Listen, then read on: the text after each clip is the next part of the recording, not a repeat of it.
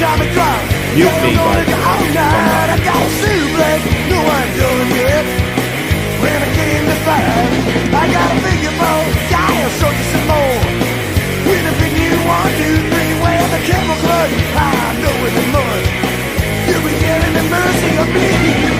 Grab me the missus tonight, cause you know I'm gonna take flight. Cause I'm gonna bring you off the top road tonight.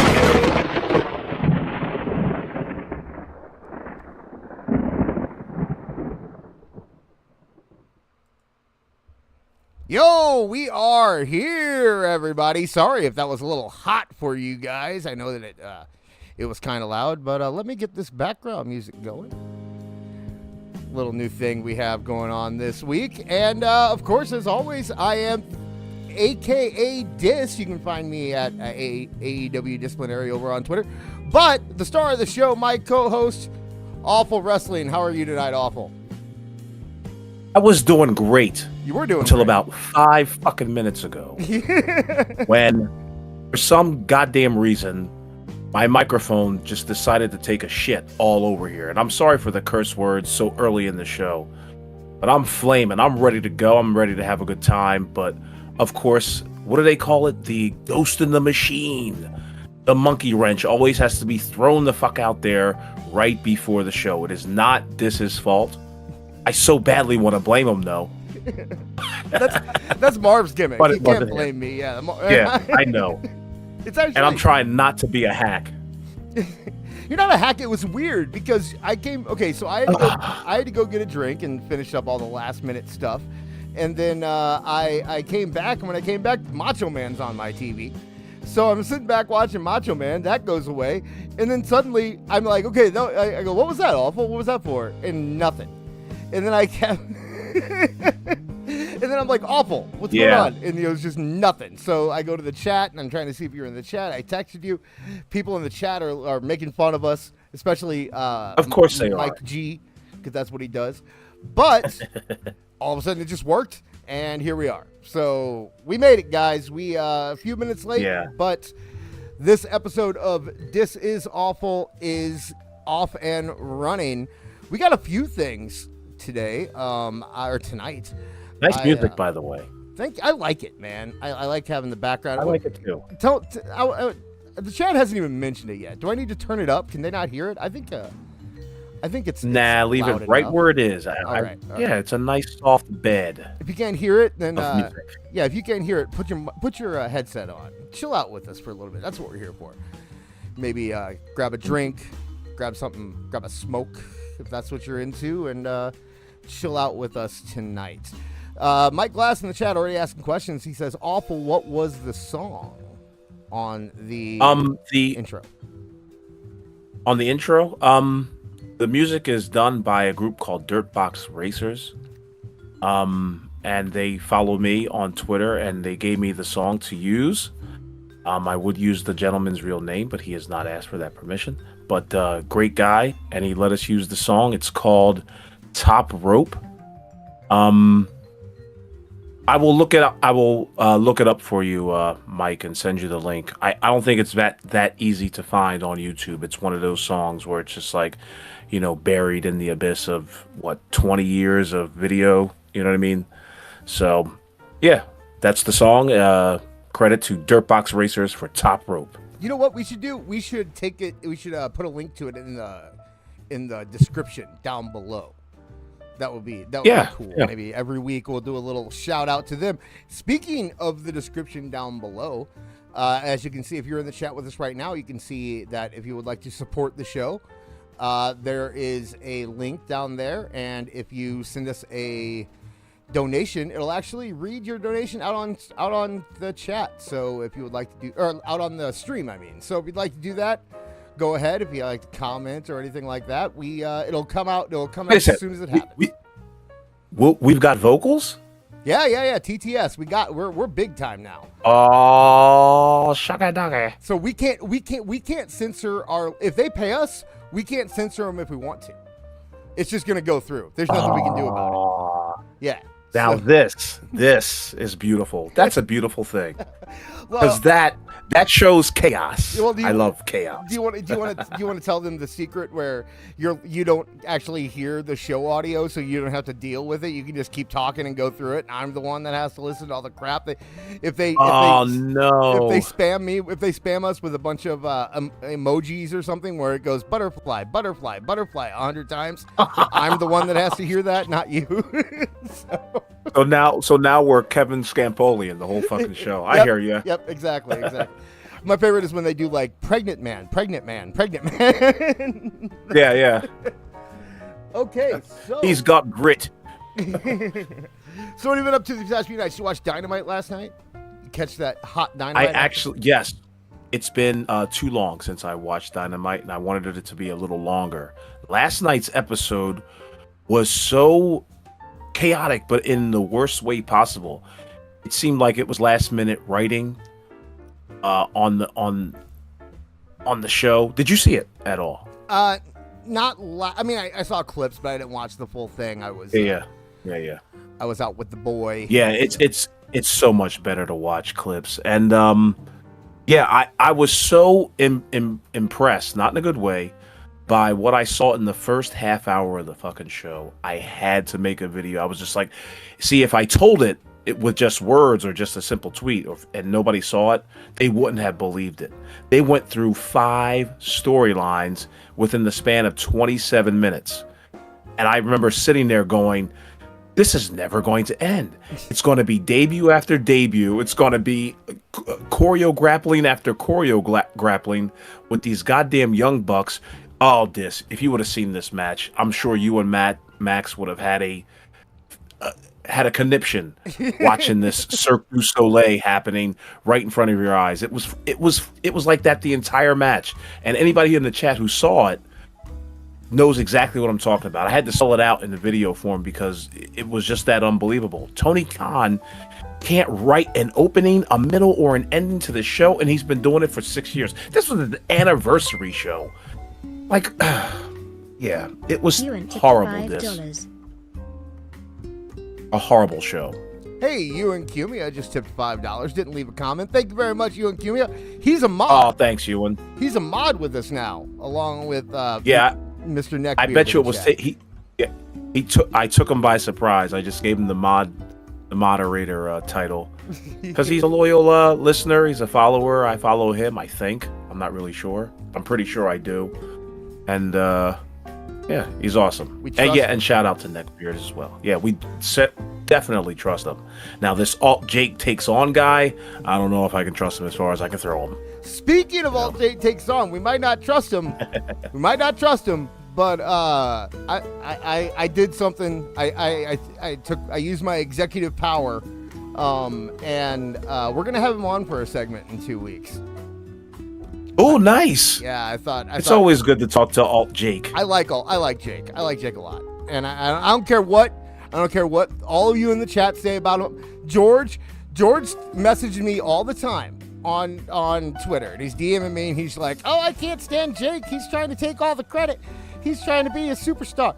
And I'm like, George, Jake is a good guy. Oh, hi, George. George is in the chat with us. Hey, how's it going? There he is. How about that? I was about to read some DMs that he gave to me about Jake. But yeah, that's another story. I'm kidding. That's a different story. I'm kidding. All those are about Phil. Anyway. Yeah. I'm kidding, George. I'm kidding. We're just messing with you. We like you. We like you over here, George. Don't worry about that. We're good with anybody in the chat. So thank you all for coming. You know what? Let's go through a couple. I see LK in the chat. I see Denisha. I see. Oh, she's a mod too. So Denisha got mod. I see Erica. Oh man, how's it going, Erica? I don't know how Denisha got mod. She just she willed it into happening. Yeah. The YouTube god smiled down on her and made her a mod. Yeah, right. Denisha, me and Denisha only know this one. Denisha, did you get those batteries changed? Did you get those batteries changed? Dude, you can't say that. Darling? You can't say that. You know what people are going to think you mean. She knows exactly what I'm talking about. Yeah, but everyone else thinks you mean something. Yeah, but everyone else thinks you mean something. Oh, yeah, that's right. Yeah. Goddamn perverted minds. You can't do that. Well, I'm sure she got the batteries changed. In her car. That's all I'm going to say. In her car. Yeah. I'm assuming. Dirty, disgusting people. Our audience are filled with dirt bags. So you have to... Yes. You have to be very specific with them. That's right, yeah. So, that's a good catch, this. I missed that one completely. I have to think like that, especially on YouTube. You never know what's going to happen on YouTube. Right. So, man, did my... No, okay, there it is. See, now, because I have the background music, I have so much in the audio mixer going, I can't even see my audio laying at the bottom, so I didn't know if I was peaking or anything like that. Anyway, next week the smoke detector. Mike Glass, that's racist. Yeah, Mike Glass got it. That just means he listens to Alt Jake Takes On and his podcast, because I made that comment on the Spaces. And I'm not going to put the young lady out there. That's all I'm going to say. It was a fun segment. I can't believe that you guys are now, like, everyone in the chat, people in the chat are like, only Dis thought that. That was only Dis thinking that. No one, you have a dirty mind. Yeah, but all you guys went to racist stuff, so I don't want to hear it, guys. Okay? What are you talking about? Chirp. Listen, I'm not going to front, I have to fix a lot of chirps, and remind family, mostly family, that you got to stop it with the chirp. Okay, yeah, I don't know what you guys got going on with the chirps. You clearly you don't know the right move, which is take the fucker out and never replace it. Never replace it.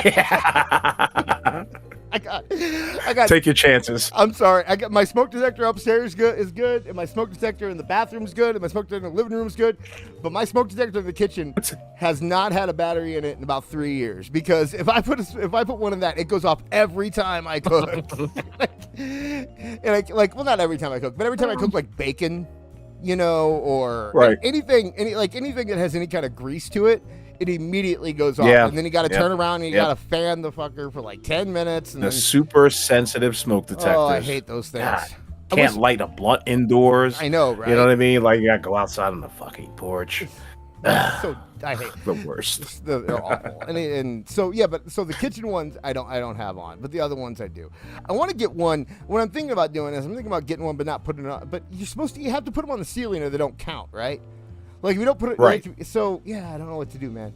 I need to get a shorter ceiling, I think, is my problem, or be taller. Maybe I'll get some. Maybe I'll get some Elvira Valkyrie shoes so I can look taller, and then I can just reach up there and press it. Because right now, like I said, every time it goes off, I would sit there and grab the kitchen towel and then sit there and do the stupid wave thing for like a minute, and then it finally goes off, and then I turn back around and I get back on whatever I'm cooking, and then and it's always in the morning too, so it's the most annoying freaking thing, because it's bacon, it's the sausage, it's the eggs, right. You know what I mean? Yeah. That's because at night you use the oven, or maybe you're cooking some green beans on the top or something, but most of it's done in the oven. Mm-hmm. And I hate smoke detectors. Anyway, welcome to our smoke detector podcast. We bring the smoke. That's what it's called. All right. See, damn, I'm slow on the draw with the with the sound effects. There we go. There you go. So, do you know what's really funny about that chirping thing though is that everyone acts like that's new. Back in the day, and I don't know, maybe one of our 40 viewers here in the chat will remember this, but back in the day, Adam Carolla on Loveline. Did you listen to Loveline? I did. You did? I think I learned everything I know about human anatomy from Loveline, honestly. And but back in the day, shout out Dr. Drew. Yeah, back in the day when Adam Carolla, and by the way, post Adam Carolla, Loveline didn't exist. There was no reason to keep doing Loveline after Adam left. Adam was the best part of that show. But every time there'd be somebody like Colin who just had who just seemed dumb, who just had a dumb question, had dumb responses, and just seemed dumb. Adam would go, "Wait a second, be quiet," and then you'd hear chirp in the background every time, and he'd go, "I knew it," and the person on the caller would be like, "What?" what are you talking about? And he'd be like, wait, shut up. And it would go, chirp. And he goes, see, told you, doctor. It was every time. You can, there's a website that you can actually listen to every episode of Loveline. They have it on there. I've gone through it multiple times. Really? Yeah. Okay, it's called like Loveline tapes you gotta send or something like that. I highly recommend it. And it was actually like approved by Loveline. So it's legal. It's not, they're not pirating anything, right. Gotcha. Yeah, they're getting their get back. And speaking of legal, for those that ask in the chat, yes, this is royalty-free, no copyright music that we have playing in the background. So if you dude, can I say I'm a little angry not only at the microphone issue. And I should be angry with myself first and foremost, because you and I kind of talked about this in the back chat. The death of AEW episode 4 is now blocked completely. Oh, hey, real quick, we allow cursing in the chat, right? We're not going to get on for cursing. Yeah. Go ahead and curse in the chat. You're fine. Yeah. Don't worry about it. You're good. We can curse in the chat. It's late night. We're cursing right here on the panel here. YouTube, what the hell? If YouTube off hot. If YouTube wants to edit it, YouTube can edit it. But we're good with cursing in the chat. Your guys are fine. So yeah, do you want to get into what we got to talk about today? You want to get into the real stuff, or you want to keep talking about smoke alarms? How do you want to do this? Let's get into what we want to talk about. All right, because, going back to I'm vitriolic. Going back to the big screen. So I ordered this up, and of course our first story is Andrade. For those that don't know, Andrade showed up on Dynamite last night. He has joined the Callis family. He attacked Kenny Omega. So it looks like Andrade is going straight into a feud with Kenny Omega. How do you feel about Andrade showing up in AEW? Awful. Goddamn. As I said earlier, they put him on a terrible, terrible slot. Your boy Nicola Piccolo had who's a super agent out there. For those who don't know, he agents, who does he agent? This CM Punk, all the rest of them. CM Punk, Drew so anyway, McIntyre, Liv Morgan, I believe. Tippy, right. Blake Monroe. Those are the ones I know off the top of my head. Yeah. So he made a post and saying like he's boys with Andrade and best of luck to him and everything. And I just had to remind Mr. LaPiccolo that Andrade was buried after the Young Bucks, Kenny Omega, the Luchasaurus, Jungle Boy, Brodito, and Job Alexander, right before you got to see Andrade.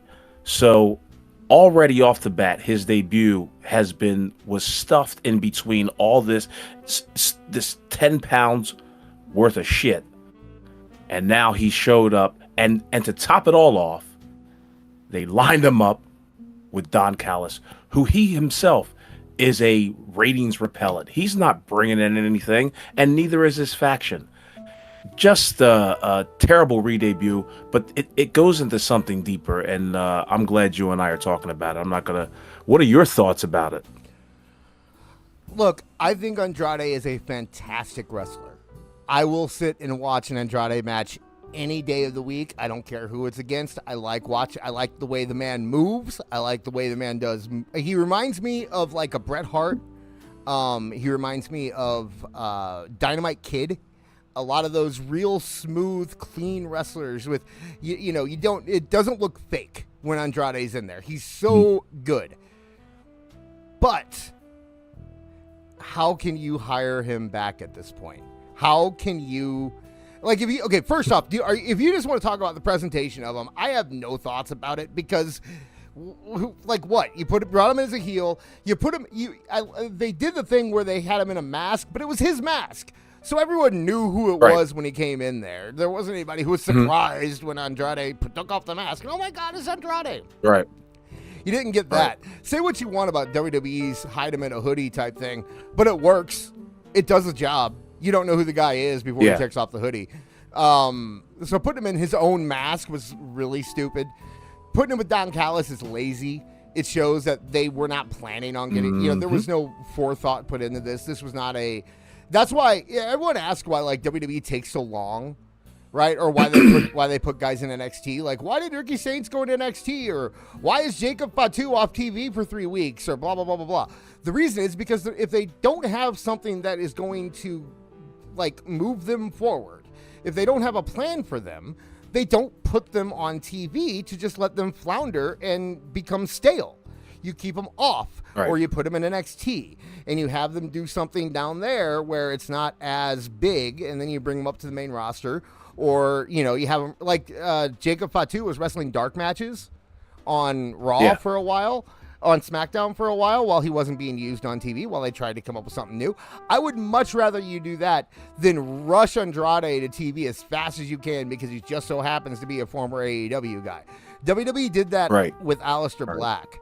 And Aleister Black is just now finding his footing, right? Because they started him with R-Truth of all. Well, they started him as a face, and then they realized, okay, no, he's a heel. He needs to be a heel.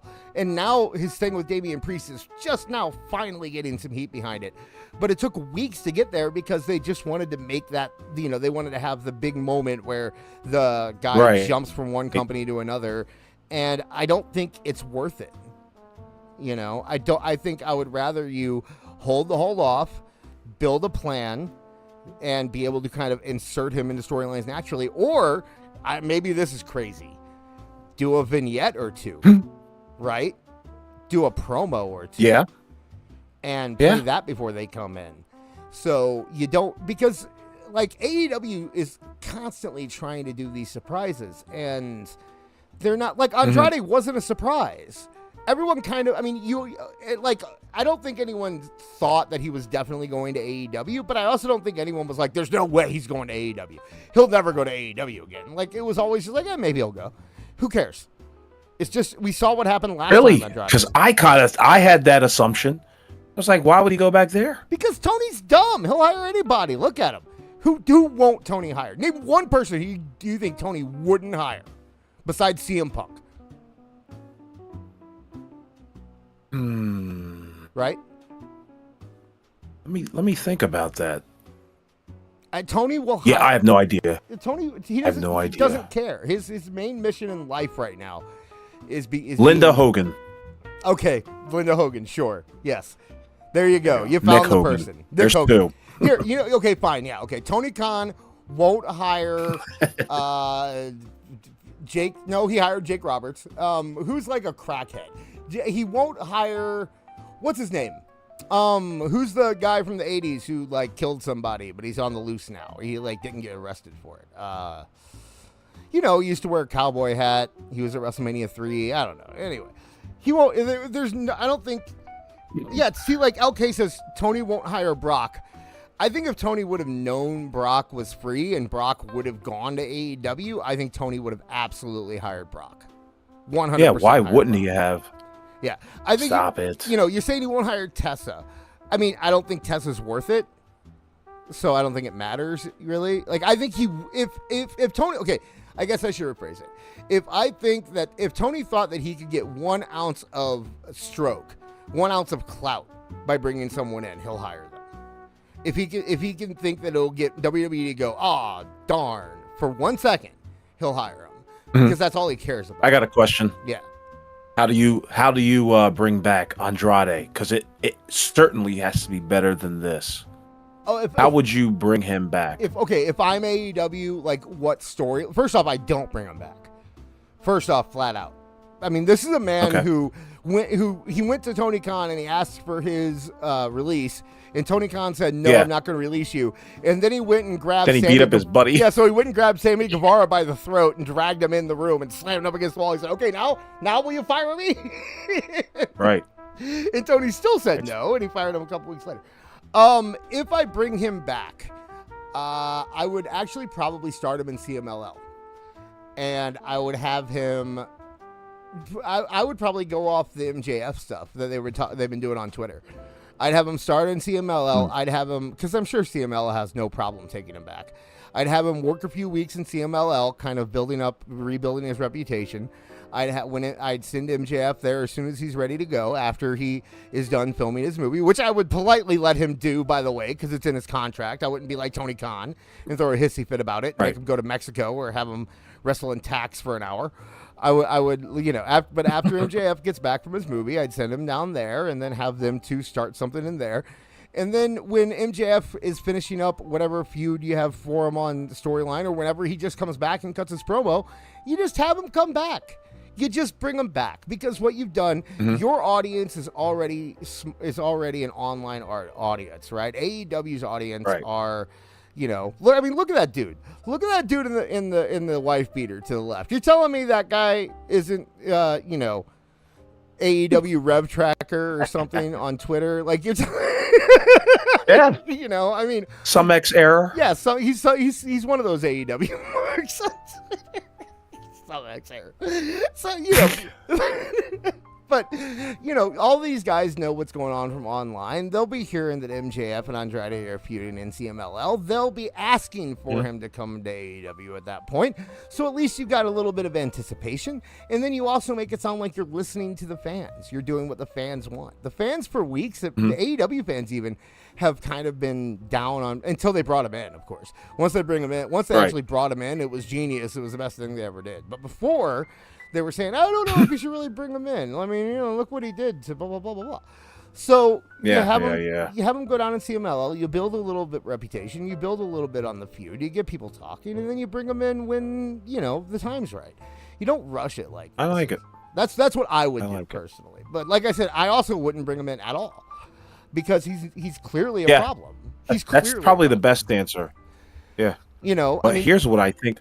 Yeah, go. Here's what I think. Does the gentleman have does Andrade? I see it on his wrist, his left wrist. He's got a tattoo, so you may have to, try to blot that out. But this is what I would have for Andrade coming to AEW. You have him become hologram. Okay. All right. I mean, hologram apparently is magically healed. Now I know he's much bigger. Yeah. Exactly. You got a storyline behind it. He's healed magically, because this whole thing's a joke and a rib anyway, but at least you can probably get some impact out of this. So hologram comes back miraculously. He's bigger, stronger. Nobody really knows it's Andrade unless they see that wrist, but you got to find a way to cover that up, tape that up, whatever, unless he's got another tattoo. But you have him go on a fucking 6-month tear as this gigantic, world beater at this point. You use all of Andrade's move sets and all that shit because he too is a high flyer. Okay, wait. Okay, and then I'm stopping you real quick. You want it? So are you sure? You want it to? I almost would go the. Do you want it to be obvious that it's Andrade, or do you want people to be like, "Who is this guy?" Or do you want them to think it's actually hologram? No. You obviously know it's not hologram. Okay. And the guessing game begins as to who it is underneath that mask. If Andrade is committed, I'm shaving that beard, I'm cutting my hair, and I'm doing that for the next 3-4 months. Okay. Beating people. And at some point you face I don't know, hopefully at the proper time, Shelton Benjamin is a champion, or maybe Hangman Page is still a champion, or what have you, or somebody else. You have this new and improved hologram, tongue-in-cheek kind of humor, but he's on a winning streak, and now he gets to face the champion. Obviously, the champion beats him. I don't know. Does he unmask at this point, or does the farce continue going on? I say, I think you unmask. Continue. Really? I would continue. Let the farce continue? Okay. Yeah, okay. I think you want that hologram v hologram moment. If you're doing that, I think great you want idea. The hologram v hologram, right? You want them in the ring staring at each other. I mean, okay. Let me pick it apart a tiny bit. This is great in a world where people care about hologram. Yeah, that's true. Right. But see, I think they would care a little bit more if they saw like this rapid transformation, like, well, wait a second, I thought, and then see, here's the thing. You got to feature hologram a little bit more in a prominent spot, or at least talk them up during the matchup. You know, a lot of their announce team doesn't really hype anybody up. They don't really give you a lasting impression of their talent in the ring at the time.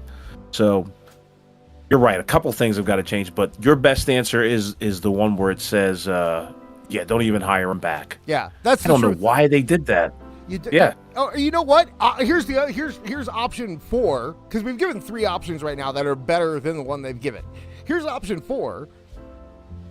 Fucking do a crazy thing. Do something completely out there.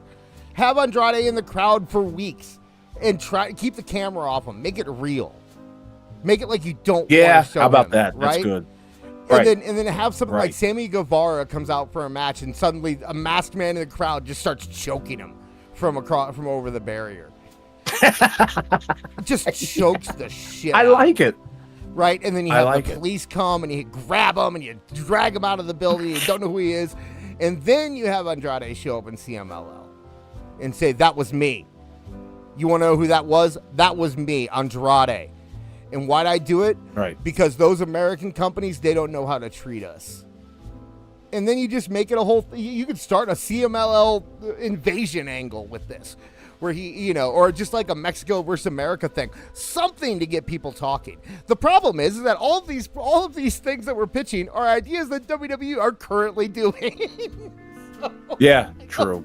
We have no WWE, creative ability. Well, the problem is WWE is across 5 brands now.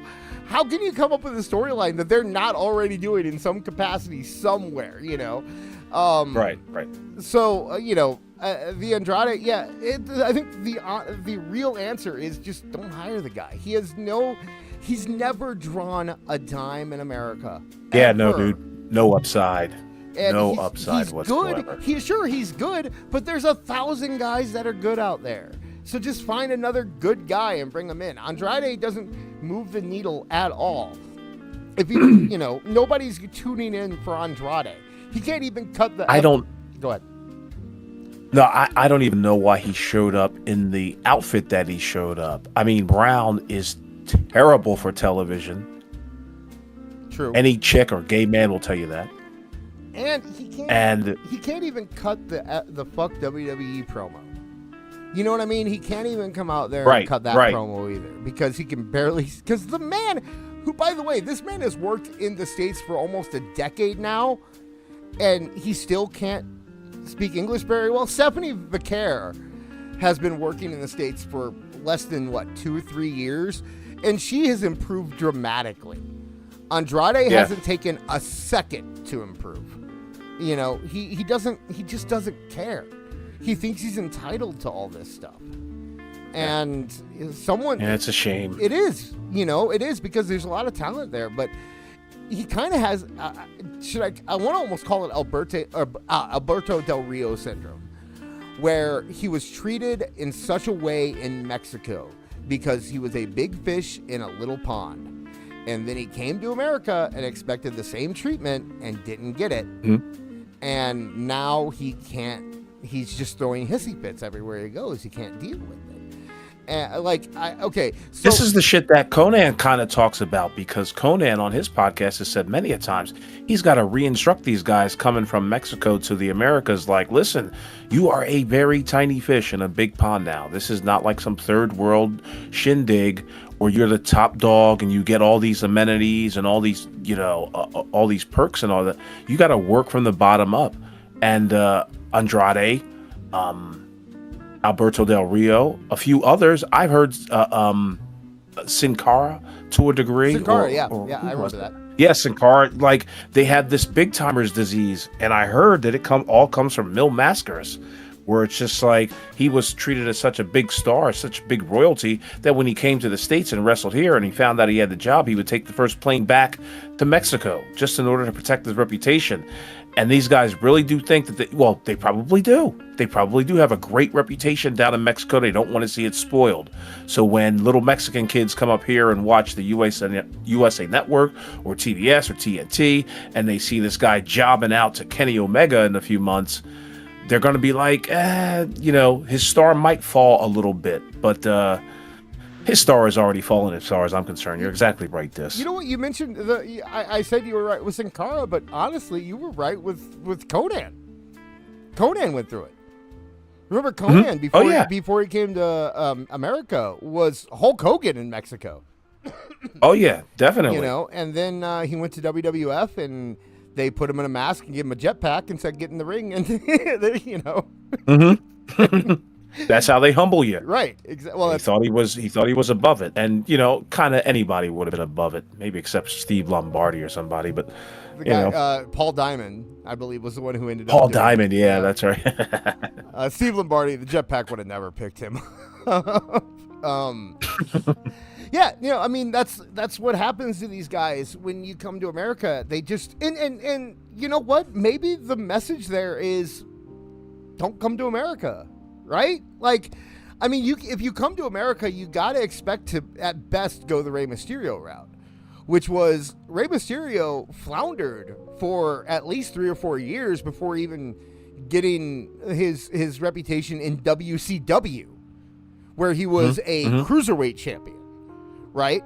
It wasn't until almost a decade or more that it was about a decade when he really became a big star in WWE. It takes time. Eddie Guerrero. And look how long Eddie Guerrero, was wrestling in ECW and then went to WCW, and he was good, but he wasn't wrestling Kevin Nash and Scott Hall and Hulk Hogan for the world title. Scott Hall didn't have a world title, but you know what I mean. He wasn't wrestling for the world title or anything. He was wrestling for the Cruiserweight title and the U.S. title and the TV title. That's what his place was. That's what Eric Bischoff saw in him. And it wasn't until he got to WWE and they were able to give him a good gimmick and they were able to pull the charisma out of him and he got clean. That's another big thing. Andrade is that Eddie Guerrero got clean before he got his big shot in WWE. So, which by the way, because it came out today from PW Insider about the only, somewhat reliable place on the internet for wrestling news, that Andrade had multiple wellness violations, which I told you about that before Andrade got released, I believe. So we knew that was happening, but I know that was probably the excuse for releasing him, but I think the main reason for releasing him was the dude went missing while he was in Europe.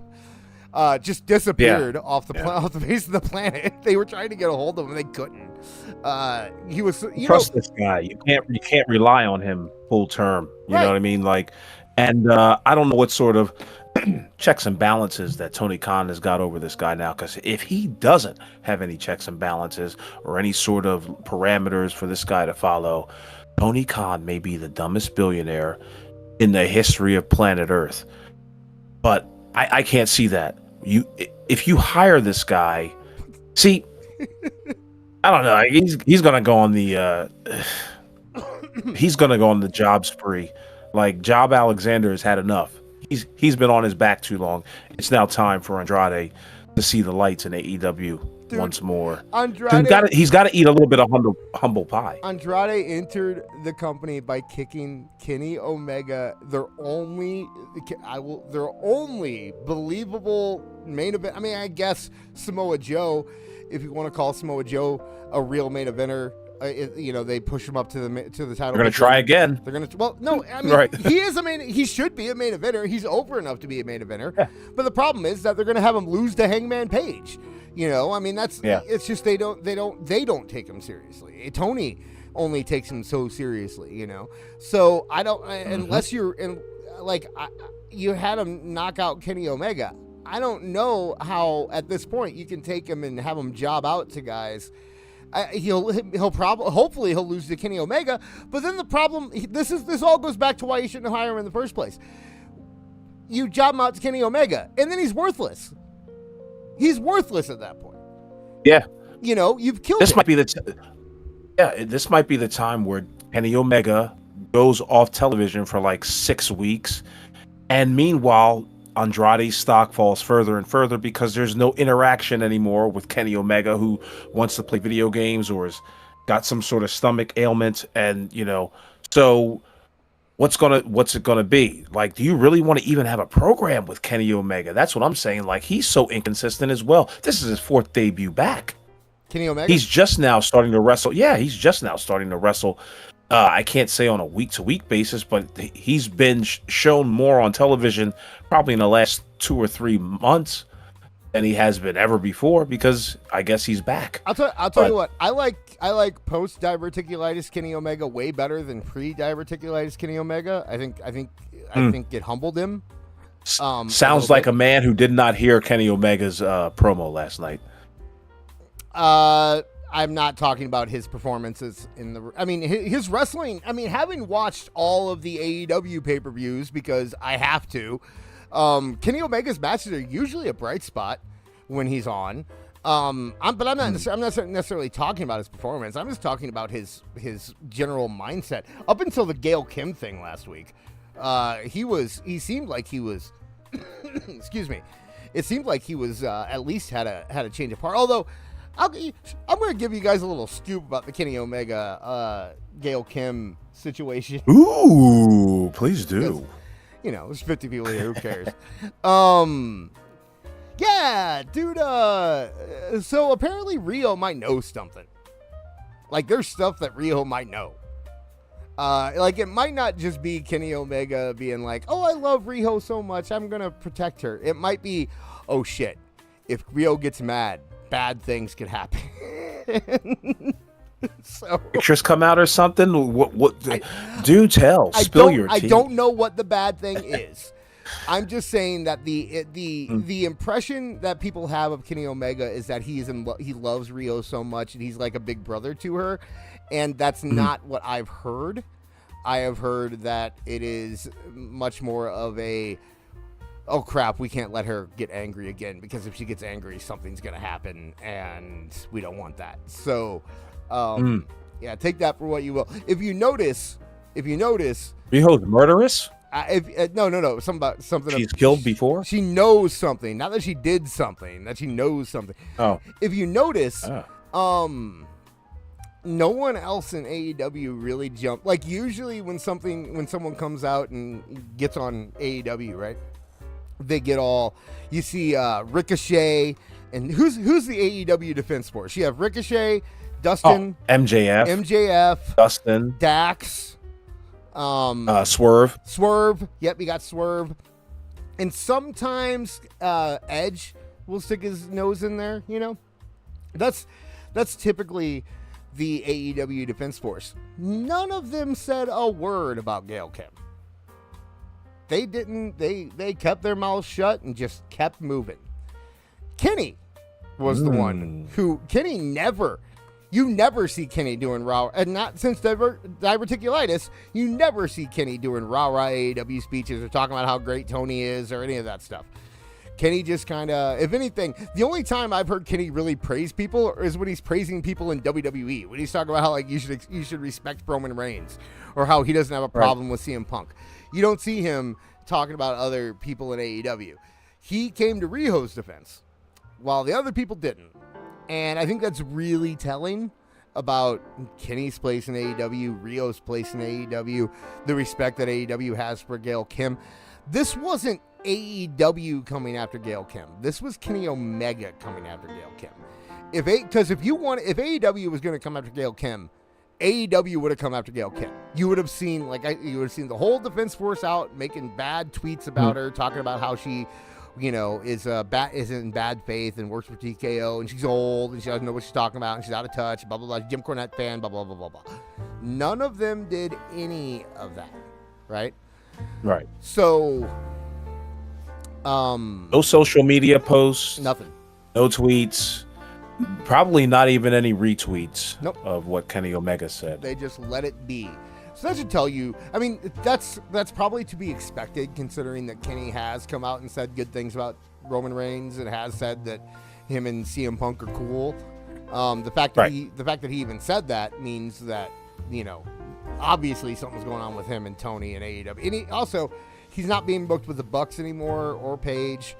He's kept far away from them on TV. So there's definitely something going on there. Who's that? What's that?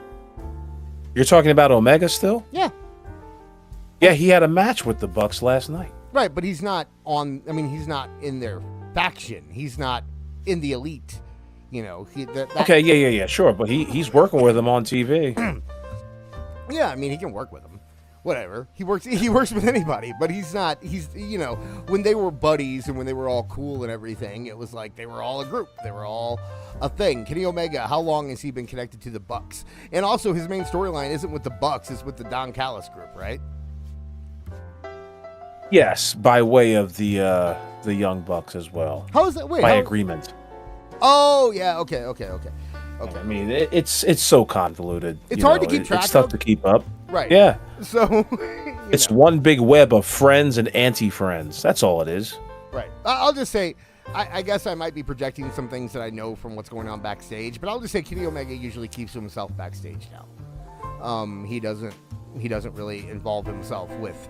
Yeah, but dude, wasn't he supposed to do that when he had the diverticulitis? Like, I remember him having a whole new, fresh perspective. Like, and in fact, when he talked about the whole brawl out situation, it was just like, dude, I don't even want to really get in anymore with that nonsense anymore. But here we are, inserting himself right back into the fold. Gail Kim? Rio's name. With Gail Kim. That's what I'm saying. With Rio was because he's afraid. He's scared. Yeah. He's a scared man. That's kind of my point. Is that he is. There's Rio knows something. I don't know what it is. Rio's got pictures. I don't know what it is. And yeah, but he probably knows what happens to that 9-year-old. Oof, or maybe. Mm-hmm. I mean, just for a while, I thought it was her. At one point, I think a lot of people did. I mean, Rio did that, right? Rio was one of those girls that wrestled when she was like 9, or all those Japanese, Kairi and right. True. Io, even I believe, but I know a lot of them all started when they were like 9 or 10 years old. I'm sorry, that Japanese culture. I don't care if it's politically correct or not or whatever. That stuff freaks me out, man. When you're looking at these Japanese girls who are starting to wrestle when they're 9 and 10 years old, and people are like, "Well, it's a different culture. You just got to go with it. It's fine." But then you find out that they start wrestling professionally when they're like 15, 16 years old is when they start. I mean, they start wrestling professionally when they're 9, but you know what I mean. They start like actually like getting in. They join a roster when they're older. And then you find out that the promoters of said roster force them to do things like customs and weird stuff. With not, like all those Japanese girls you can find stuff about. It's because they all did customs and posed for magazines and did all that. And a lot of times it's when they're like 16, 17 years old. I can't be down with that. I understand it's a different culture. But guess what? I'm in a different culture too. And my culture thinks that shit's creepy. Okay? So respect my culture, motherfucker. We need an American theme music to just take over for that. I'll respect your culture. This is the only horn we've got right here. And that's not what we want. I'll respect your culture up to the point where you're not taking weird pictures of 16-year-old girls or making them wrestle in custom wrestling matches naked or something like that. So I was always told your rights end where mine begin. Yes, thank you. So, all right. I think we've beaten this Andrade thing to death. So let's get to something less controversial. Triple H and Stephanie McMahon meet with Donald Trump at the White House. Yeah. Okay, we're not going to get political about this, but we need to explain why it's not political.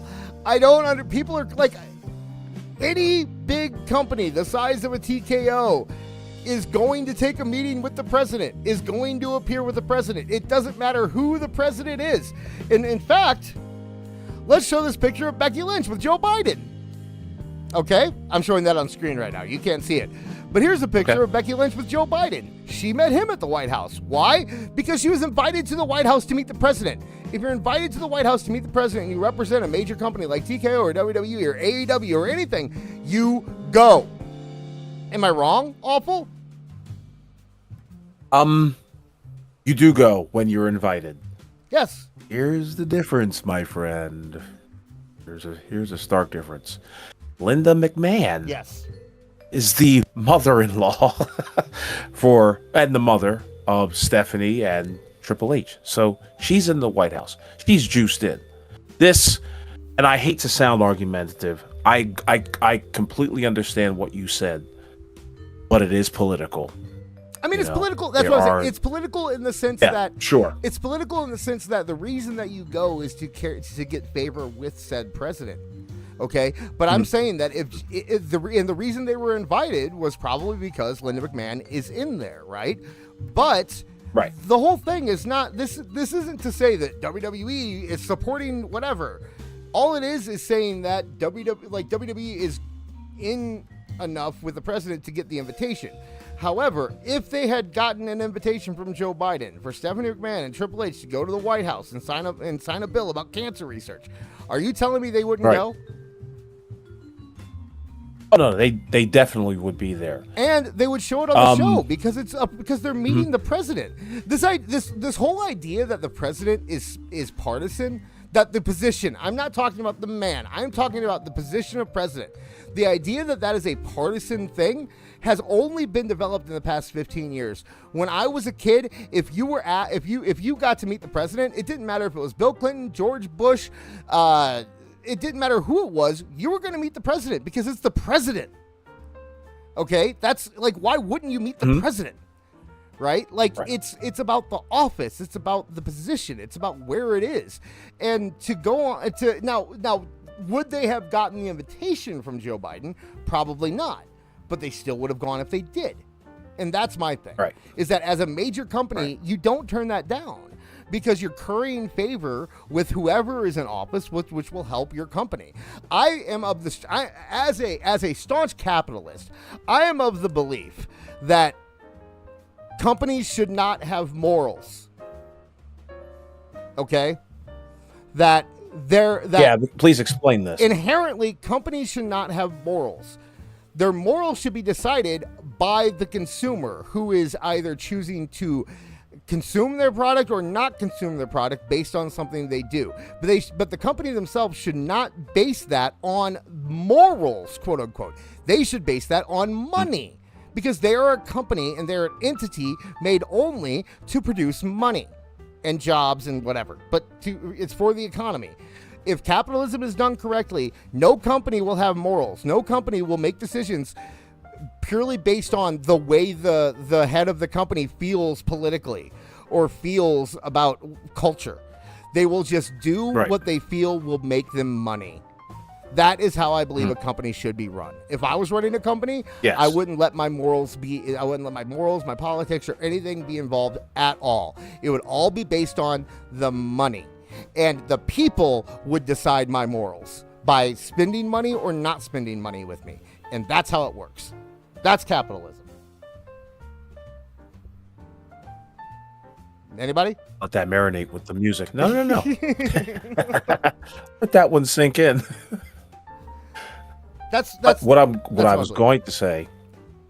Yeah, listen, I heard you loud and clear, and I think the difference is that we have developed a cult of personality over the last at least 75 years, and it has nothing to do with the office anymore. It has everything to do with the man. Right. The presidency has now become a popularity contest or some sort of Coliseum, grandiose fight. But it's one of those things where you don't want to speak politically about it. Me personally, I've got no problem with Becky Lynch visiting Joe Biden. I got no problem with Triple H and Stephanie, hobnobbing with Donald Trump. But to say that it's not political, and again, it is political. Transactions are being made behind the scenes. Agreements or disagreements may be happening as far as how the president handles certain mergers and acquisitions in the next 3 years. And so TKO / WWE / Triple H, they're trying to keep their in good graces with the federal government. If you're a multi-billion-dollar company, you do shit like that. This is why you're not seeing Tony Khan in the White House or anything like that. Right. You know what I mean? I think I should amend my statement. I think political is the wrong word. It shouldn't be partisan. Business shouldn't be partisan. Business should be true. Based Absolutely. Right. Yeah, of course there's going to be inherent, like you said, whenever you go and get yourself involved in that and do lobbying and that kind of stuff, you're obviously getting political. Right. But it shouldn't be partisan. It shouldn't be based on, well, this guy's in office and he's this party, so we're going to go to him, and this guy's in office and he's this party, so we're not going to go to him. It should be based on what you think can get your company into the best, place. So, Mike Lash, you want us to get back to the original story? This is the original story, dude. This is what we came to talk about. We did not come to talk about the fact that Triple H and Stephanie McMahon went to meet Donald Trump. Because what's the story? They're doing cancer research. It's a good thing. You can read the bill and argue with the bill and do whatever you want. But if we sit here and talk about what we think about that, then our show's getting political. And then we're getting into that. We're here to talk about how it affects wrestling and why it's not a big deal. And why I don't think it's a big deal is because who cares? It is involved. Like I said, the only people that are making this political are the people that are complaining about it or cheering it on the internet. Because as a consumer, you shouldn't care. Okay? As a consumer, it doesn't affect you. Who cares? This is what every company does. I guess the thing is as a consumer, here's what's happening. I guess there's a branching out story because of this particular picture, because of the optics of it all. A lot of fans believe that WWE is a strictly conservative, for all intents and purposes, a right-leaning company. We had just said a few minutes ago that these companies have got to stop being partisan. And in that same vein, I would believe that WWE has got to stop. Yeah, it's got to stop being partisan. Yes, it really does. It really does have to at this point. See, but that's what I'm saying. Like, but the thing is, it's not partisan. $1 trillion company. It shouldn't be partisan. Yeah, go ahead. Okay, here's my thing. It shouldn't be partisan. WWE should be able to show a picture of Stephanie McMahon and Triple H standing with the president, and people go, "Oh, cool, they got to meet the president." Not see them on screen and go, "Why are they with Donald Trump? This is terrible." Blah blah blah blah. That is a culture issue. That is not a WWE issue. That is us. That is us projecting on that. In a sane world, back in 1992, if Vince McMahon would have met George Bush or Bill Clinton, no one would have cared. They would have just said, "Hey, isn't it cool that they're meeting the president?" And that's it. That's it. That's all it would be. Okay, if they would have if they would have shown the president in the crowd somewhere, people would have gone, "Oh, cool, that's the president showed up. That's neat. That's the president." Okay, they wouldn't go, "He's a Republican, I hate him." They wouldn't go, "He's a Democrat, I hate him." They'd go, "Oh, cool, the president's there, neat." And that's what is wrong. That is the main. But we are in 2025. Right? That's our culture. We did that. Now hold on, because I can't say that it's wrong to express those thoughts that the WWE might be MAGA. It's not wrong to express those thoughts. It's wrong to, I don't know, anything short of violence, a violent reaction to it, there's nothing wrong with it. It just goes to show what's going on. How is WWE? Yeah, sure. Okay. People claim WWE is MAGA. At the same time, they allow Sami Zayn to talk about freeing Palestine and wear Palestinian stuff on his clothes.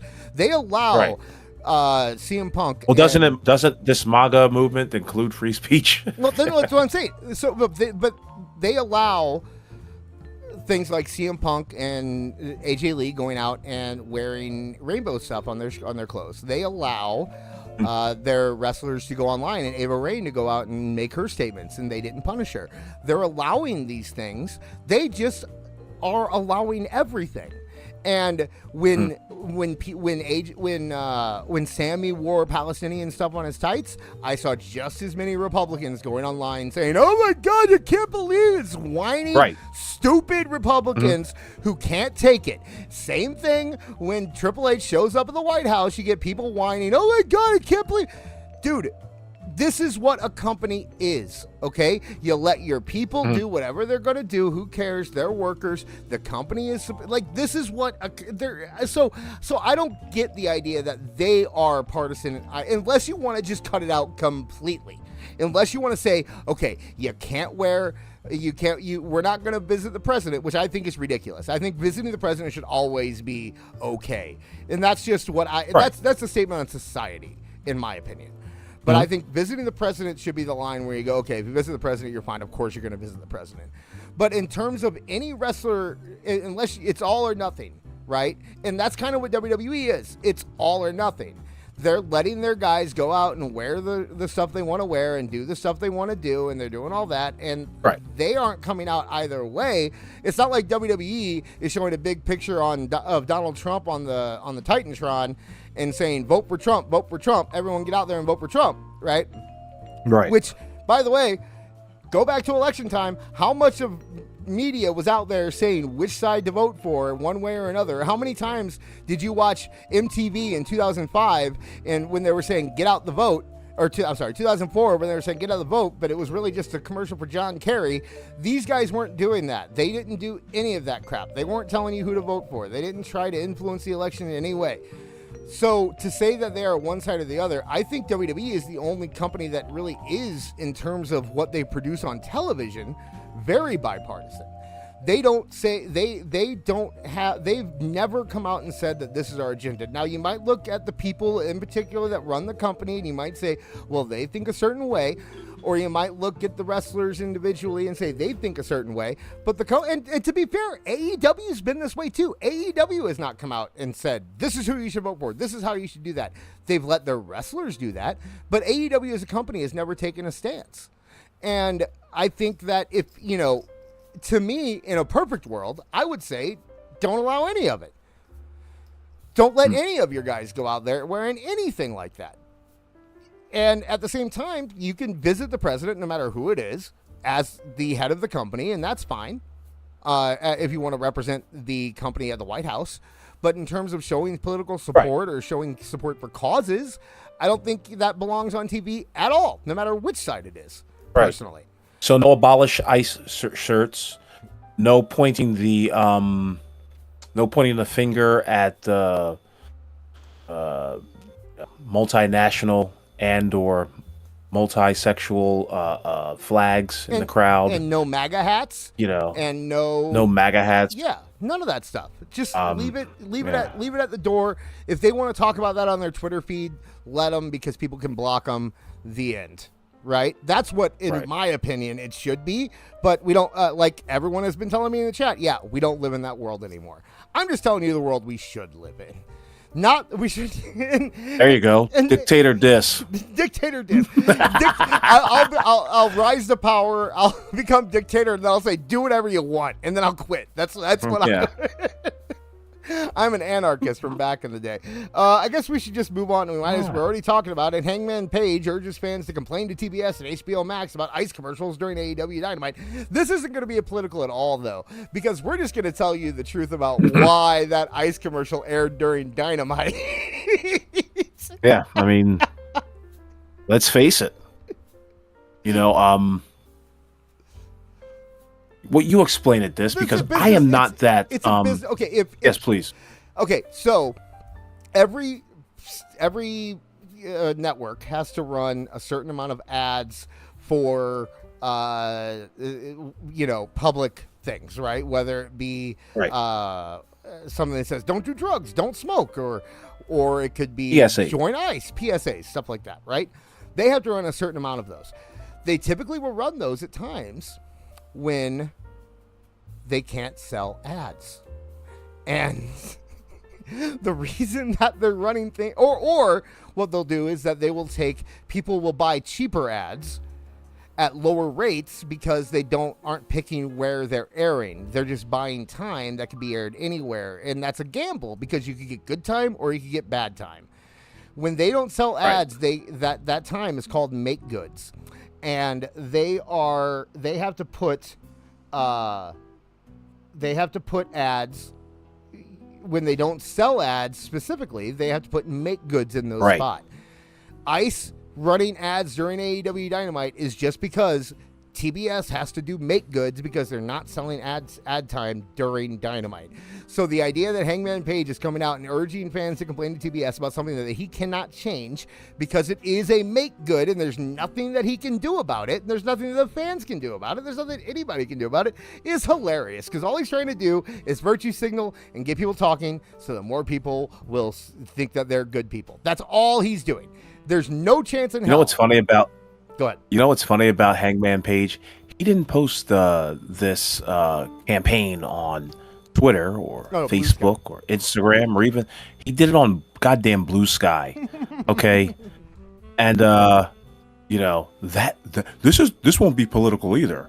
But Blue Sky is the fucking shits. Oh, Blue and Sky we all terrible. know why. You know what else is terrible? Truth Social and Threads and every other thing that's tried to come along and bite off Twitter and just make Twitter for a certain group instead of focusing on everyone. They're all terrible. Every one of them were terrible. Go to Truth Social. Go look how good Truth Social is. What was the stupid one? But here's the thing, he didn't post it on Truth Social. I know he did. He posted it on Blue Sky. I know he did. But I'm saying it could be like you could take the name Blue Sky and interchange it with any of these terrible. What was Neighbors or something like that? There was that one that the conservative Twitter that came out a while ago. They're all terrible. Okay, so because. I heard that there are a bunch of PDF files. If Twitter's bad, guys. Twitter's bad, right? We could all say Twitter's bad, but if Twitter's bad, imagine how bad the Twitter ripoffs are, right? Yeah, pretty bad. What do you think? What do you think Hangman's got a problem with Ice for anyway? Like, what's his? Who cares? I mean, dude. You know, whatever. He. What am I gonna? I don't know, dude. Him and Brody Lee are just hanging out backstage. They can't shut up about it. I don't know.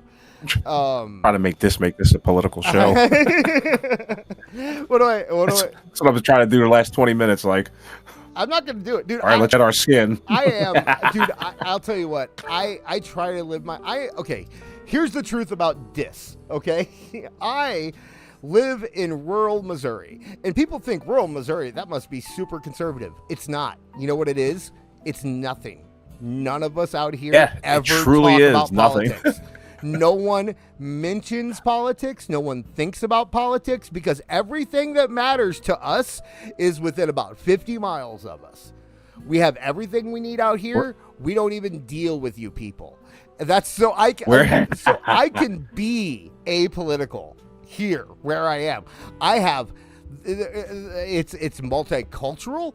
We have it's so different out when you live out in the middle of nowhere. You find blacks, white, and Hispanics. What you find out is that it's not what people think. What it ends up being is it's just people that want to get away from everything else.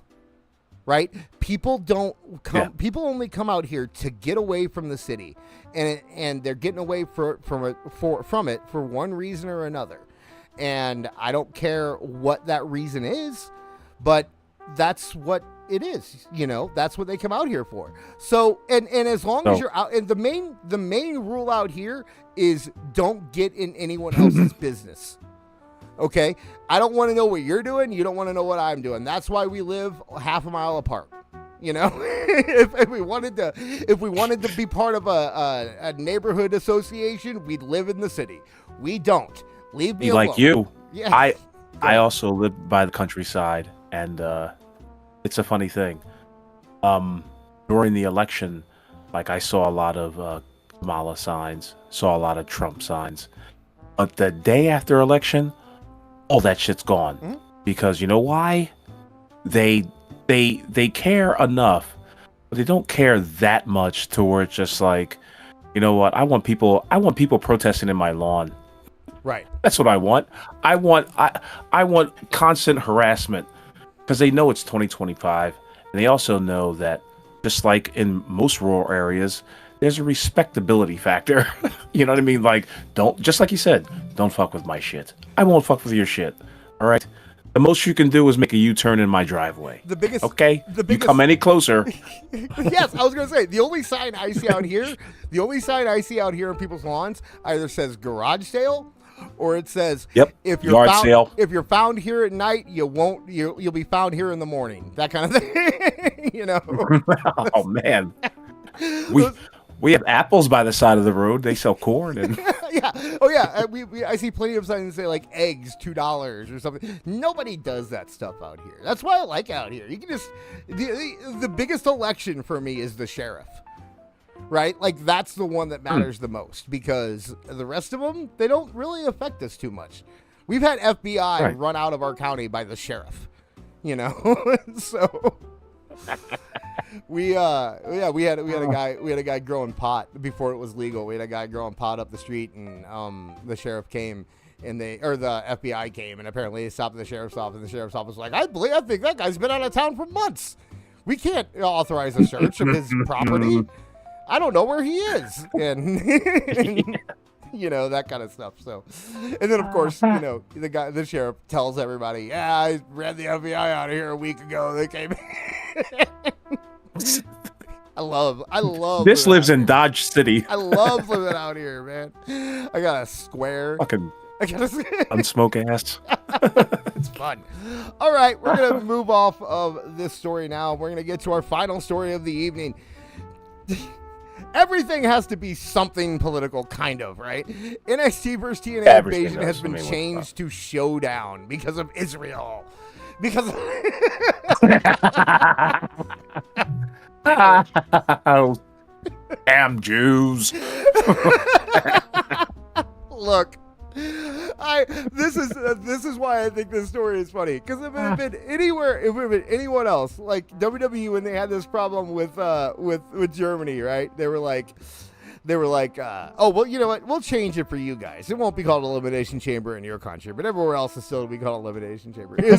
Israel speaks up like, okay, we'll change it. No, sorry. It's like, it's just like they don't want that heat. They don't want that heat.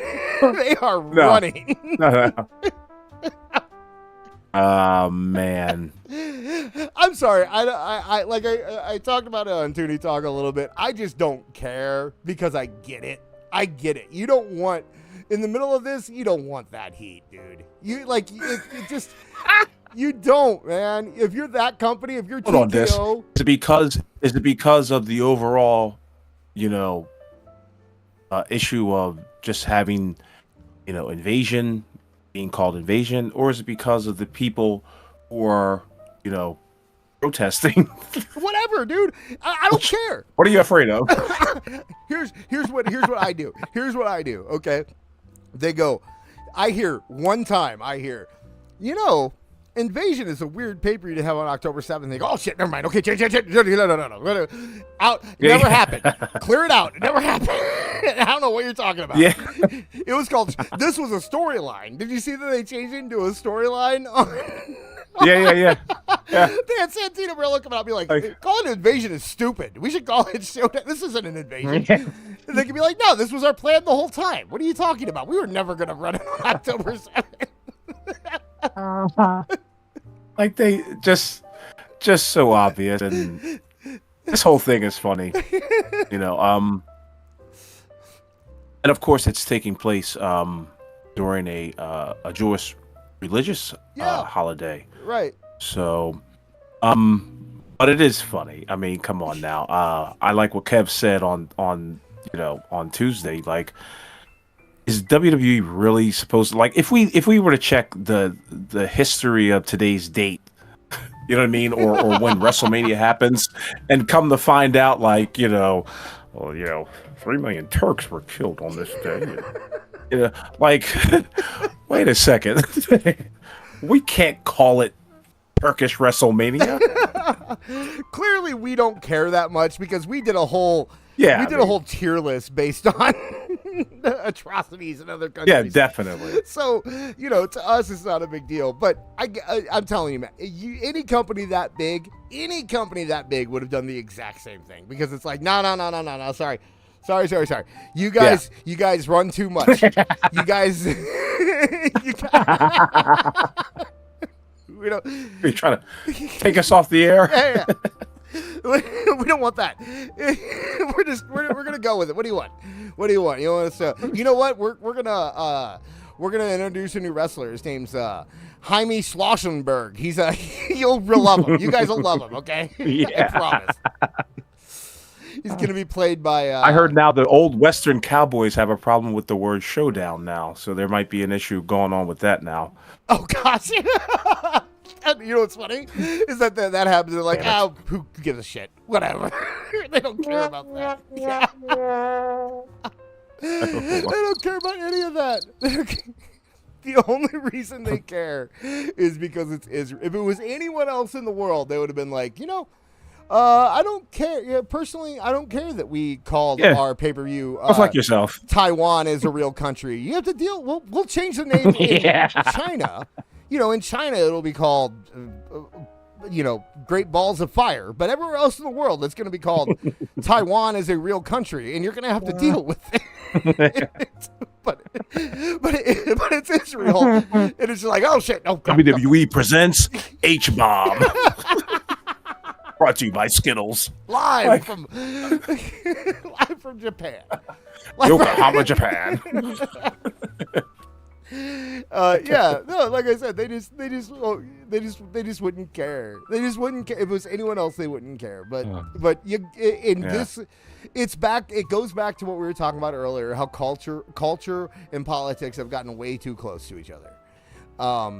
The fact that, dude, the fact that I said we might go on Kick last week, and people were like, "I wouldn't listen to you again if you went on Kick," or it's like. Dude, you don't listen to us now. Yeah, whatever, dude. Like, seriously, come on, man. It's the reason we were talking about going to Kick is because they pay 90/10. That's it. Also, and they'll let us watch videos, right. That's the only reason we were talking about it. Had nothing to do with politics, but everyone's got to make everything about politics. Yeah, okay, Alt Jake takes on, says NXT free to bet. By the way, guys, if you want your comments read on air, any donation will be, I think it's $5 and up, will be read on TTS, text speech, so you can interrupt us with your funny jokes if you don't like ours. But yeah, I don't know. Beautiful. Whatever. It showed out. Here's what I'll say. I was kind of disappointed that Invasion, which, holy shit. I just realized this PW Unlimited screen that I have misspelled Invasion. They spelled it Envision. Envision. Jesus. Good job, PW Unlimited. Did I make that poster? Yeah, for real. Yeah. Jesus. The only thing I was disappointed was that it wasn't a pay-per-view. And if you're bringing Invasion back, you do a pay-per-view, right? You don't deal with this crap. Yeah, sure. You wouldn't do a pay-per-view? Really? You're bringing it back after all these years. By the way, pay-per-view. Invasion isn't it still like the most successful WWE pay-per-view of all time or some crazy number like that? There's something crazy about Invasion. I heard they got 6 million buys. It was something ridiculous like that. Like they were just so excited about getting WCW versus WWF that the Invasion pay-per-view did fantastic. And that's what I always think about when people talk about how much of a failure that storyline was. It's like, yeah, well, it had one of the biggest pay-per-views of all time during it. So, I mean, right. Yes, I agree. Quality-wise, it wasn't great. But what are you gonna do, man? You're gonna tell these people that they're not doing things right when they're getting the more buys than they got for Austin versus Rock. I don't know what you can say. So, all right. If you haven't given us likes so far, go ahead and give us one now. And remember that TTS is on. We have about a half hour left. Yeah, definitely. I mean, we have, it's about 11:30 here, or 12:30 some places. I think it might be, and also I guess 9:30 or 10:30 someplace. But I think maybe we should move on to the main event here. Awful. Yeah, I gotta see. I'm going to take you on a wonderful journey here. So let me pull it up.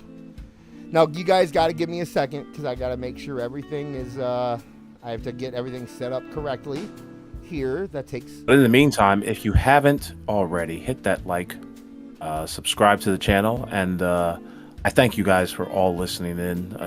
You could be anywhere in the world, but you chose to be here with us. Suckers. No, I'm joking. I love you all. Also, I guess I should remind the kind folks, we won't be here next week. I am...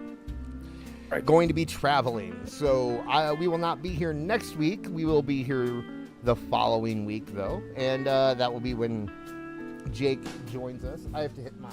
Hold on a second. I threw my keyboard, and I was like, I'm done with this friggin' keyboard, and then I realized I have to hit the Windows button. So let me do that, and we are back, baby. All right. So, yes, you can see on the screen right now, we are taking a visit to AEWShop.com. Now, this is a bit that we've been talking about doing on TTW for a while. But the problem with the TTW bit was that you were never there when we were going to do it. So it kept getting pushed. And then it would be like, oh, well, now we have a Mercedes bag to do. So we couldn't do that. But now we have it, and here it is. I'm going Awful. Why don't you give him a little insight without getting too personal? Why don't you give him a little insight on your background and why you're an expert in this field? I do this type of design and printing. Yeah, all of our designs are done by Awful. So, you know, I would say of all of us, you're probably the most. I mean, I do some of the designs for TTW, but nothing like you do. Yeah. I would say you are the most qualified to look at this. Now, I was kind of browsing through it, and I'll tell you, you can go to any you can go to any page here. First off, you look at view roster, and they literally have merchandise for all of them. But you can go. I'm just going to close my eyes and pick one here. Wow. And you can go here.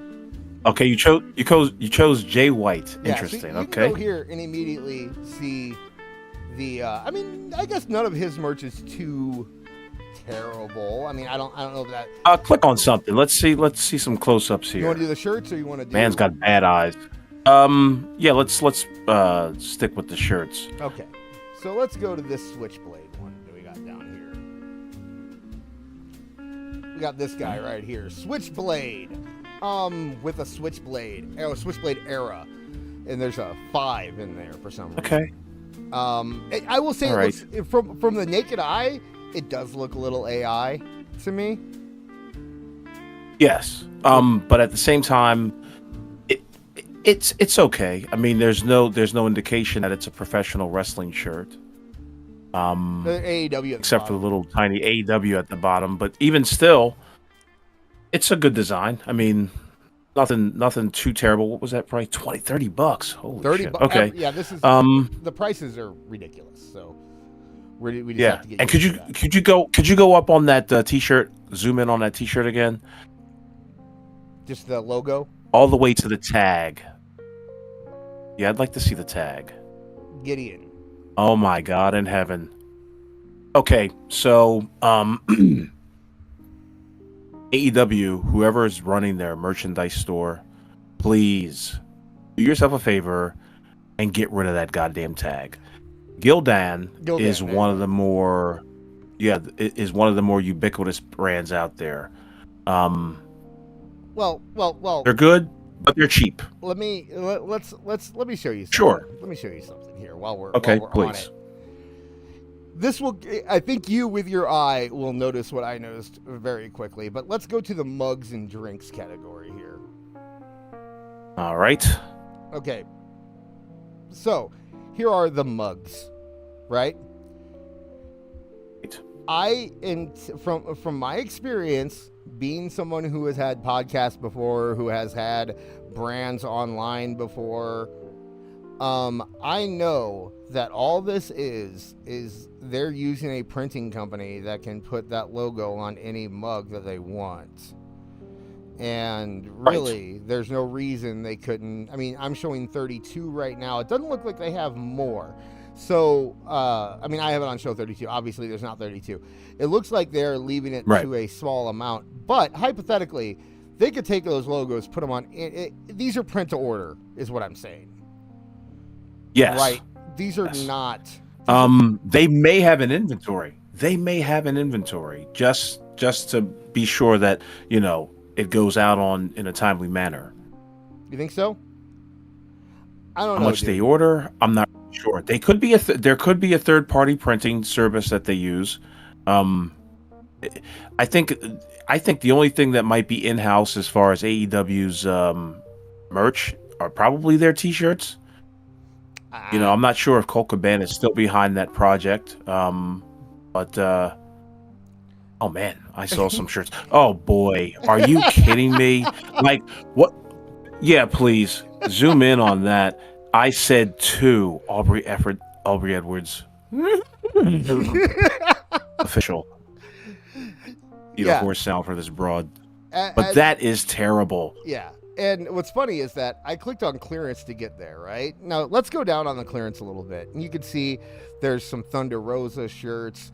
There's that Britt Baker shirt. You know what just popped out at me? What? Oh, yeah, I saw the Britt Baker one. The Britt Baker. The one that popped out to me, the blue shirt. Look at that. Insano? In a world of black, the Captain Insano shirt sticks out. It's a nice print. It's cool looking.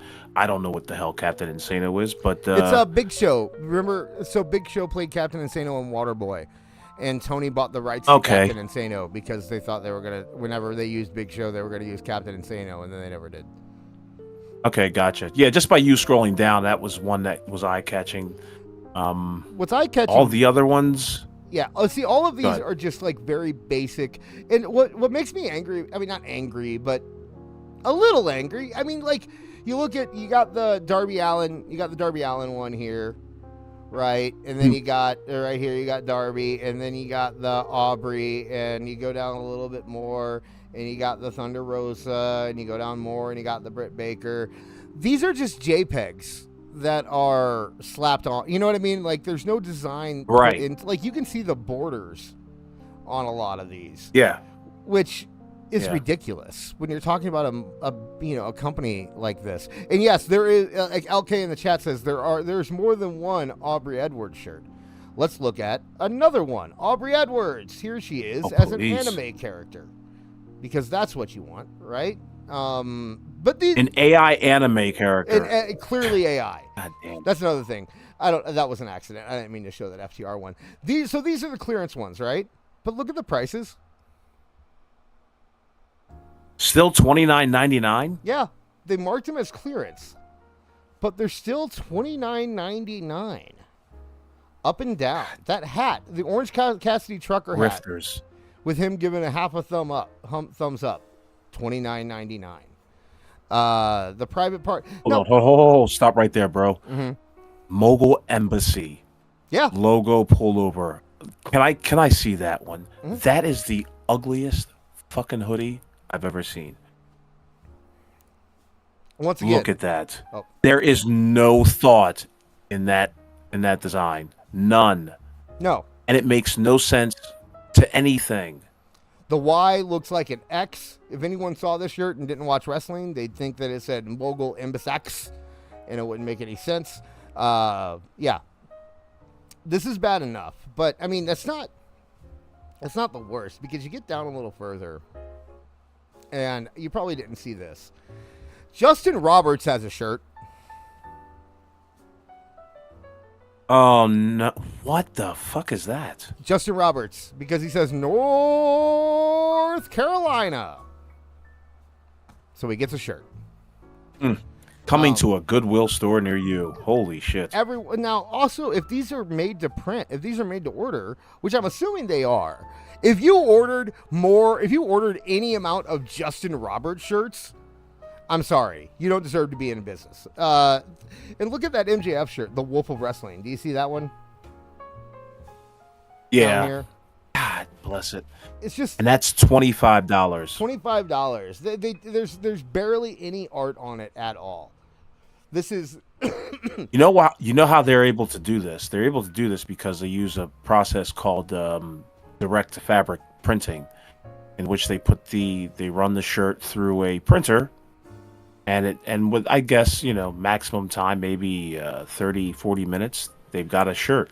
It might be quicker than that. I've seen ones that obviously operate at a high detailed level. They take a long time. Now, while good shirts as a print to wear for the first time, within weeks, if you do enough washing of it, that ink will fade and dry out and start to crack, and it's just a terrible look. And that's what these guys at Pro Wrestling Tees, AEW Shop, they rely on wrestling fans not knowing these types of things, so that when they get their shirt, they're actually told the proper way of cleaning it and all that. But some people, some wrestling fans obviously don't clean. And when they do, it's probably a little too late. But the shirts that they're wearing from AEW shops, yeah, those look like direct to fabric. They do not look like screen printing. Hey guys, at all. And if they are, more power to them. Do you love all the wonderful games that AEW Games has produced? Well, look now at you that can buy shit a shirt. God damn it! They all use the same font. These are the extra shirts that they gave to the staff. So one thing I do want to point out is that at the top it does say that a coupon for 35% off is added at checkout. So it seems like they're not any cheaper, but you do get 30% off or 35% off at checkout. So we'll go to the last page here. There's a few more. Now, what I thought was really interesting about this, which one? Which one? Which one? Just all four of them. All of them. The lethal one is hideous, only because like it looks like it says Zethal. Yeah, go click on that. It looks like it says Jay Zethal. Yeah, there is. Exactly. Yeah, I mean, I get that you want to look cool and edgy. Holy shit. Yeah, but yeah, Jay Zethal. Now, let me take you. Now, you've seen the clearance, though, right? We've looked at the clearance. So why don't we look at the best of the best, the stuff that's really selling? Let's go to the top sellers of the week. Let's see. Let's see what they're really pushing out there. Wait, hold on a second. Okay, so there's Jurassic Express. I think that Jurassic Express hoodie is okay. Actually, click on it, please. I think it's okay. I think if I saw somebody, the AEW logo in the bottom kind of sucks. But honestly, if I saw that, I'd be like, there's probably a ska band that they. This is perfect for a reggae. Reggae festival. I said ska band, right? So there you go. We're on the same wavelength here. That's what I would think that is. It still sucks because I would never use that color scheme to begin with. I would probably I would have taken out that green and probably put. They already had yellow in there, didn't they? Anyway. Yeah, they had yellow.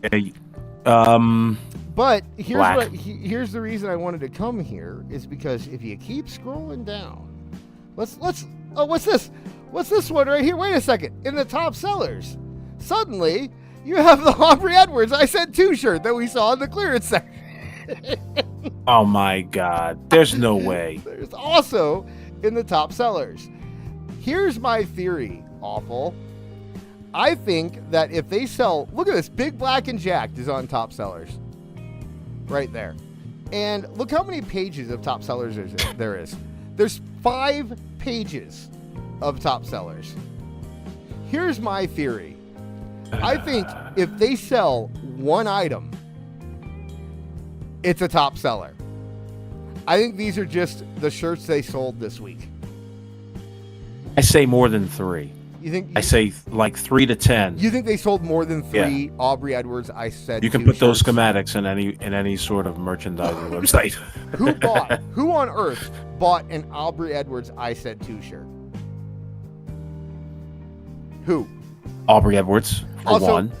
Danhausen, the man that is ready to leave the company and that Marv doesn't believe me when I say he's an actual draw, that he'll sell merch and that there's a reason to hire him.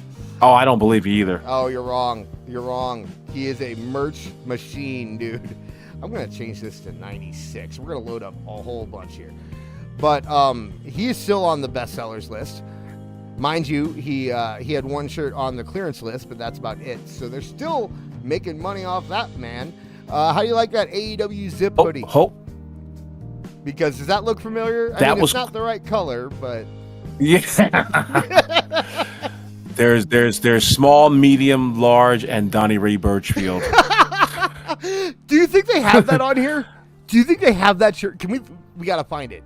That's what we got. That particular hoodie. We gotta find that hoodie, right? Oh, you just scrolled past it. Did I? No way.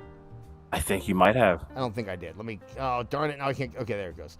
Okay, where? Let me see. You think everyone's just buying that shirt now? The Donnie Ray hoodie, Donnie Ray Birchfield. He's made it a top seller. No, I don't. It's not on there. It's not on there. I thought that was it. Where? This one? That's the one we just looked at. Up a little bit more. I know, but one more up. That's the Kenny Omega. That's not it. Oh, no, it isn't. Sorry. Gotcha. Yeah. Okay. Gotcha. Also, the fact that they're still Sucks. fact that they have a new AEW heel shirt, which is like the lady group and the lady fans of AEW, I think is ridiculous. And there's no way, there's no way they sold more than one. Can you click on that heel shirt, please? Yeah, you're telling me that they sold more than one of these this week?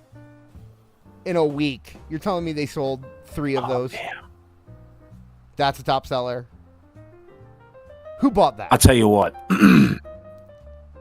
Aside from the fonts of heels, the shirt is not bad. The design is not bad. No, the design actually, is that fine. upper lip could use some help. That just lets me know it's AI again.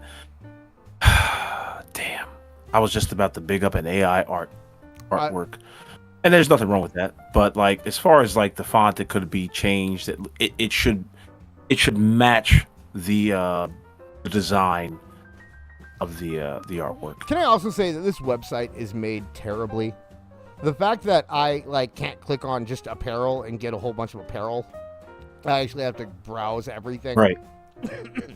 Absolutely terrible design on the website.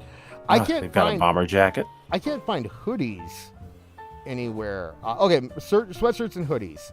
So let's see what the sweatshirts and hoodies look like. Because you'd think that the Donnie Ray Birchfield would be right here, right? That's where it would have to be. Yeah. They still had it. It was a hoodie varsity jacket like combination. See, okay. I'm telling you with my common eye, right? I'm telling you with my common eye, I kind of like that shirt. Dude, WWE sold a shirt similar to this.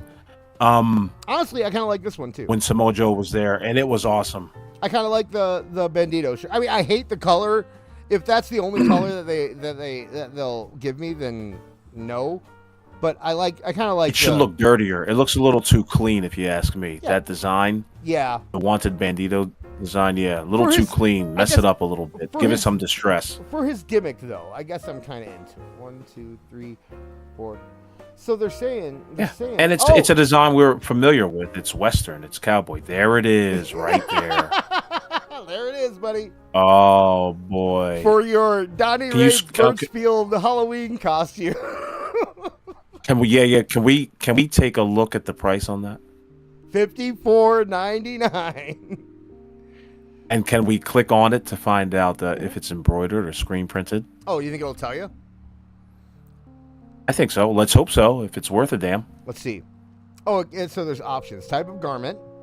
Obviously, we want the premium zip hoodie. Oh, color. Why do they have these options if you can only choose one? And then let's go for Donnie Ray. Yeah, really. Donnie Ray Birchfield size, which is XXL. The 3XL. There you go. Okay. I guess they don't say. Or they. All merchandise is owned by All Elite Wrestling. Cotton polyester. They're made to order. Made to order. There you go. So they are screen printed, right? That's what that means, right? I can't believe it doesn't say that it's, But anyway, yeah, I guess taking a look at the picture, like maybe a zoom in of the picture will give me the best indication on whether it's embroidered or screen printed. Why don't we do this?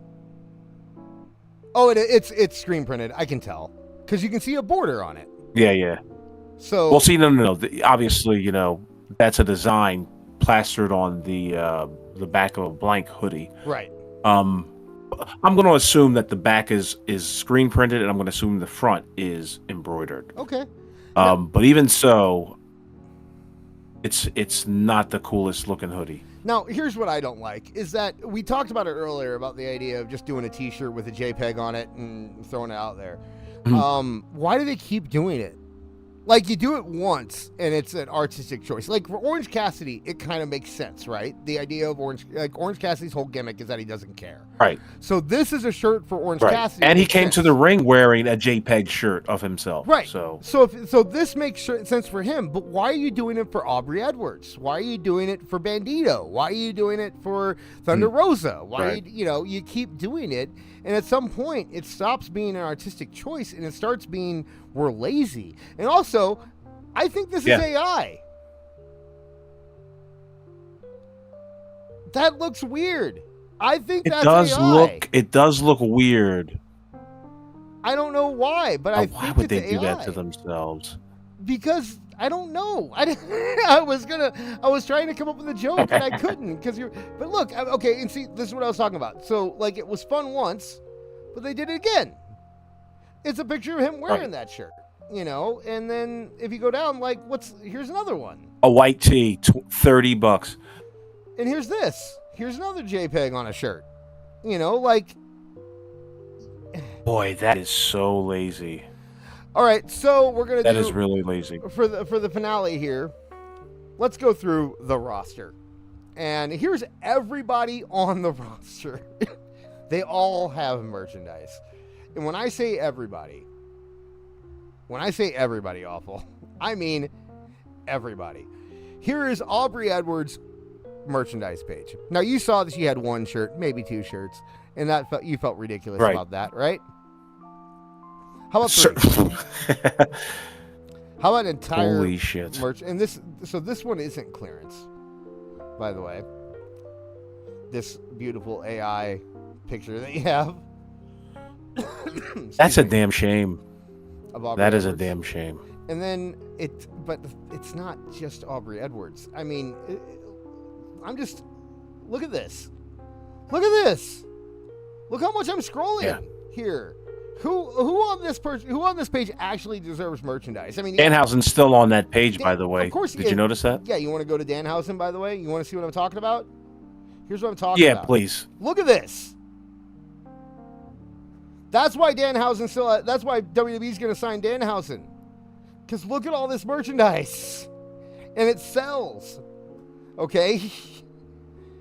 Say what you want, but those little goth girls will buy anything. Ask Erica in the chat. Hi, Swerve. We love you, Swerve. He's in the chat too. Oh, by the way, if you want to give us any comments, if you think our jokes aren't good enough, you tip $5 and you'll get your comment read on air, whether we like it or not. So make sure you make us millionaires overnight. Absolutely, yeah. If somebody can donate $1 million, there was a YouTuber a couple weeks ago who got. Thank you, Fred Bucks, WWE 2K. He said this is some smooth, chill-ass music. It is. We're a smooth, chill-ass show, too. That is all Dis's idea, by the way. That was awesome. There was a YouTuber who got a $10,000 donation a couple weeks ago. She was trying to move she was living in Toronto, and she wanted to move to the States, and they gave her $10,000, and then dumbass decided to move to New York.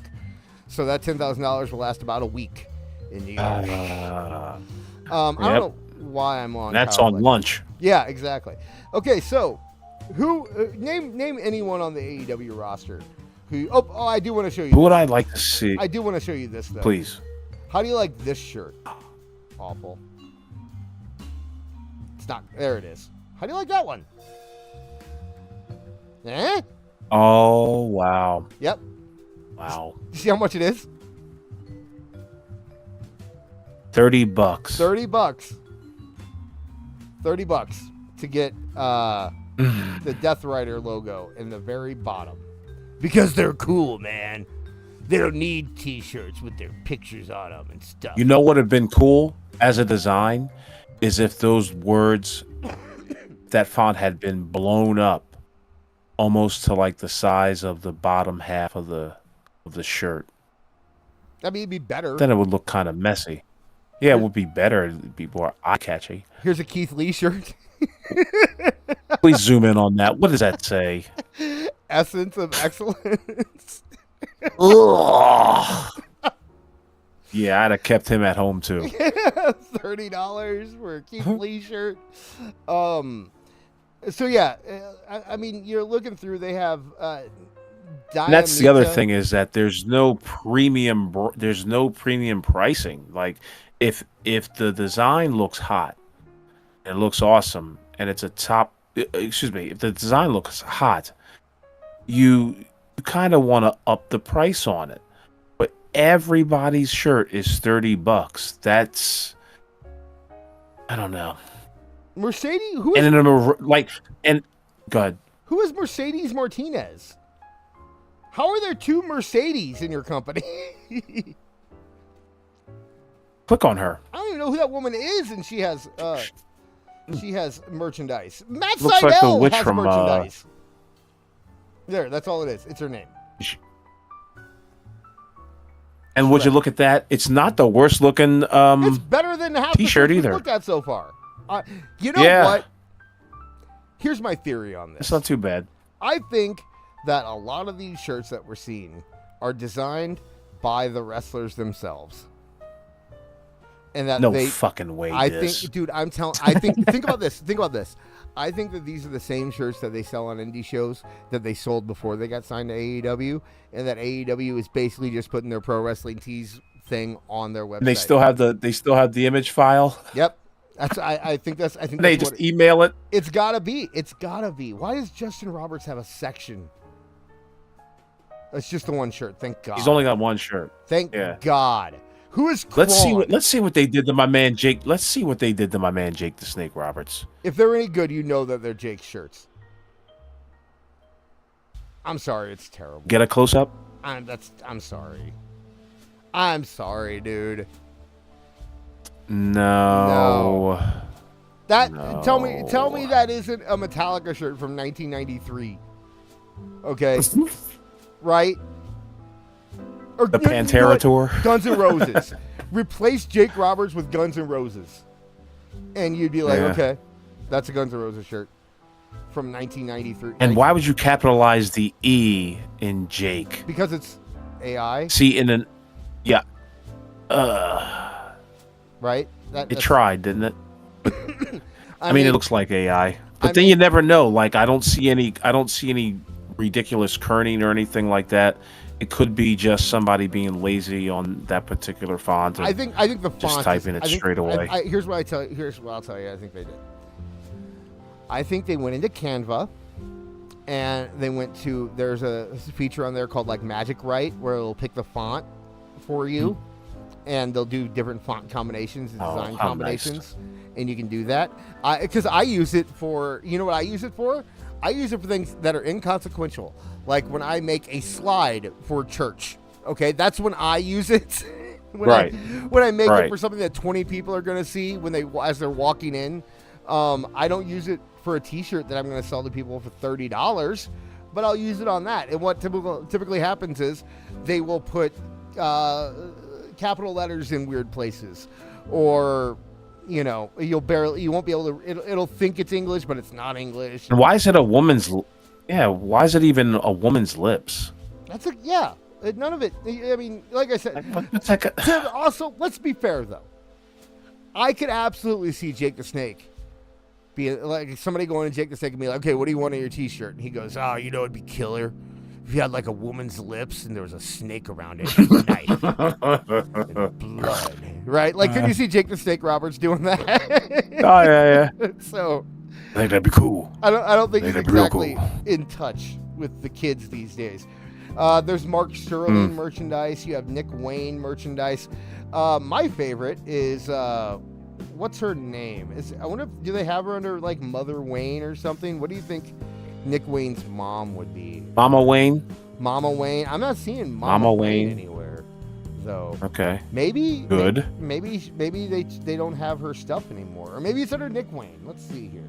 Wouldn't it be funny if you go to Nick? Can we see what thing and it was just Mama Wayne instead of Nick Wayne? Somebody in the chat tell me what her name is. Renee Paquette. Oh, okay. As well. How about Nyla Rose? We'll look at her a little bit. Yeah, let's. You want to go to Renee first? Yeah, with pleasure. We'll go. Let's see what Renee is before the. Hey, Ruby Soho, remember her? Oh, but she's pregnant, right? So you can't talk about how they're not using her. That makes sense. She's pregnant. I haven't heard from her. Oh my God. Wrestle Ants. What? A Wrestle Ants bag.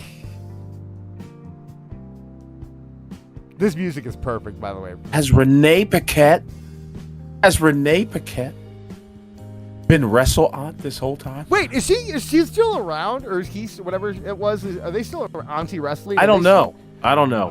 We're referring to a former. Yeah, we're referring to a Twitter handle named Wrestle Aunt, who was actually like Auntie Wrestling, Saudi Arabia or whatever. Auntie Wrestling, right? But he used this particular font, didn't he? Or used this design. That's what's striking to me. Here's my question. I don't believe I've seen them since like last summer, or since the summer, right? Right. And when did Donnie Ray Birchfield get arrested? Oh. just what, in July? Yeah. July No, 25th. Hey, wait a second. of Are this we year? figuring something Yeah, out see. here? We're getting closer, folks. I think we're cracking the case. With each week. Yeah. And so for those who don't know, Oh, we're trying Jesus to find Christ! out. Oh my God, they did it! No way. We'll be right back. We're updating our system. No. I'm gonna say this. Do you suppose? I'm going to pretend that that's what happened. Hit the refresh button. Let's see what happens. Oh my gosh! I can't believe that just happened. I have to X out. I was in full screen mode. Now you can see my whole screen, guys. Okay, so let's see here. Let's refresh. Wouldn't it be? I refreshed. Wow. I cannot go to any. No. This is incredible. This is a first, ladies and gentlemen. We have just been Don Stevens from shopaew.com live here on the air. Someone said flabbergasted. Okay, now, yes, okay. I understand. Okay, it is midnight in Chicago. This is probably some kind of crazy update. The chat is going nuts right now with smiley faces. No, I don't believe that. I understand. I don't believe that. That's probably the reason. But I am not going to tell. When I tell this story, that will not be the reason.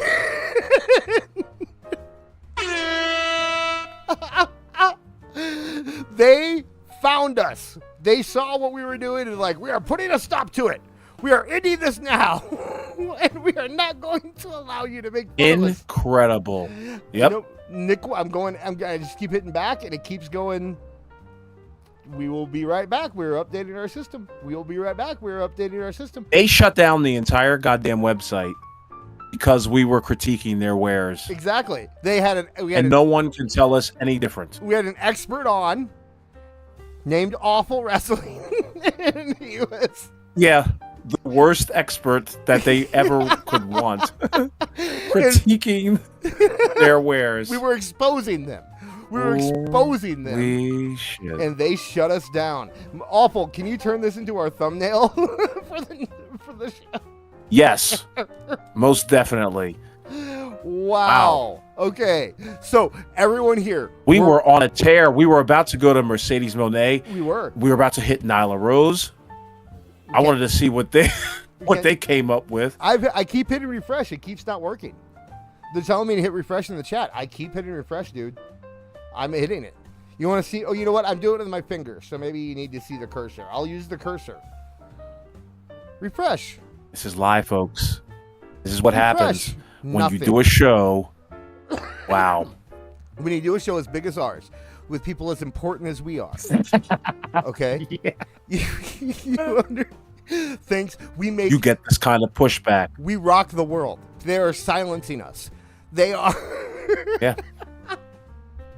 You see our logo right there on screen with the duct tape on there. That duct tape or that brick wall in front of our mouths that has an AEW logo on it because they are afraid. They are afraid of me and Awful. And we are going to quit this show very quickly before they bring the site back up so we can say we had to shut down the show because AEW. You know what they said? Shut up, bitch. Shut up, bitch. Oh my gosh. Oh, Regina Sharp says search works from the main page. Awful. Hit it. You're supposed to do the rock thing. Regina, we'll shut up, bitch. We'll try that joke again. Be on time. Regina Sharp in the chat says search works for the main page though. Shut up, bitch. There you go. We got it. We got that. We're kidding. We don't think you're that. So wait a second. The Rock thinks you're that. Anyway. No. They said okay. Wow. So you've the chat is saying that you can actually access. You can search if you go to the main page. So I'm going to go to the main page. Maybe we're tricking them, guys. We figured out a loophole that will let us continue the segment. Backdoor. I do want to see before we leave. I do want to see Mercedes. So let's see if I just search Monet. Okay, so there's Mercedes Monet. Oh, I still can't go there. Now, isn't that interesting? Because Regina says, "Oh, well, I got to Mercedes Monet, but okay, here we go. Okay. So if I just kind of scroll down, I can see. Okay, we found a loophole. You got your IP address. We found a loophole, my friend. Yeah. Okay, so man, that's a good one. Hey guys, get it? I can't click on the merch. I can only look at it from here.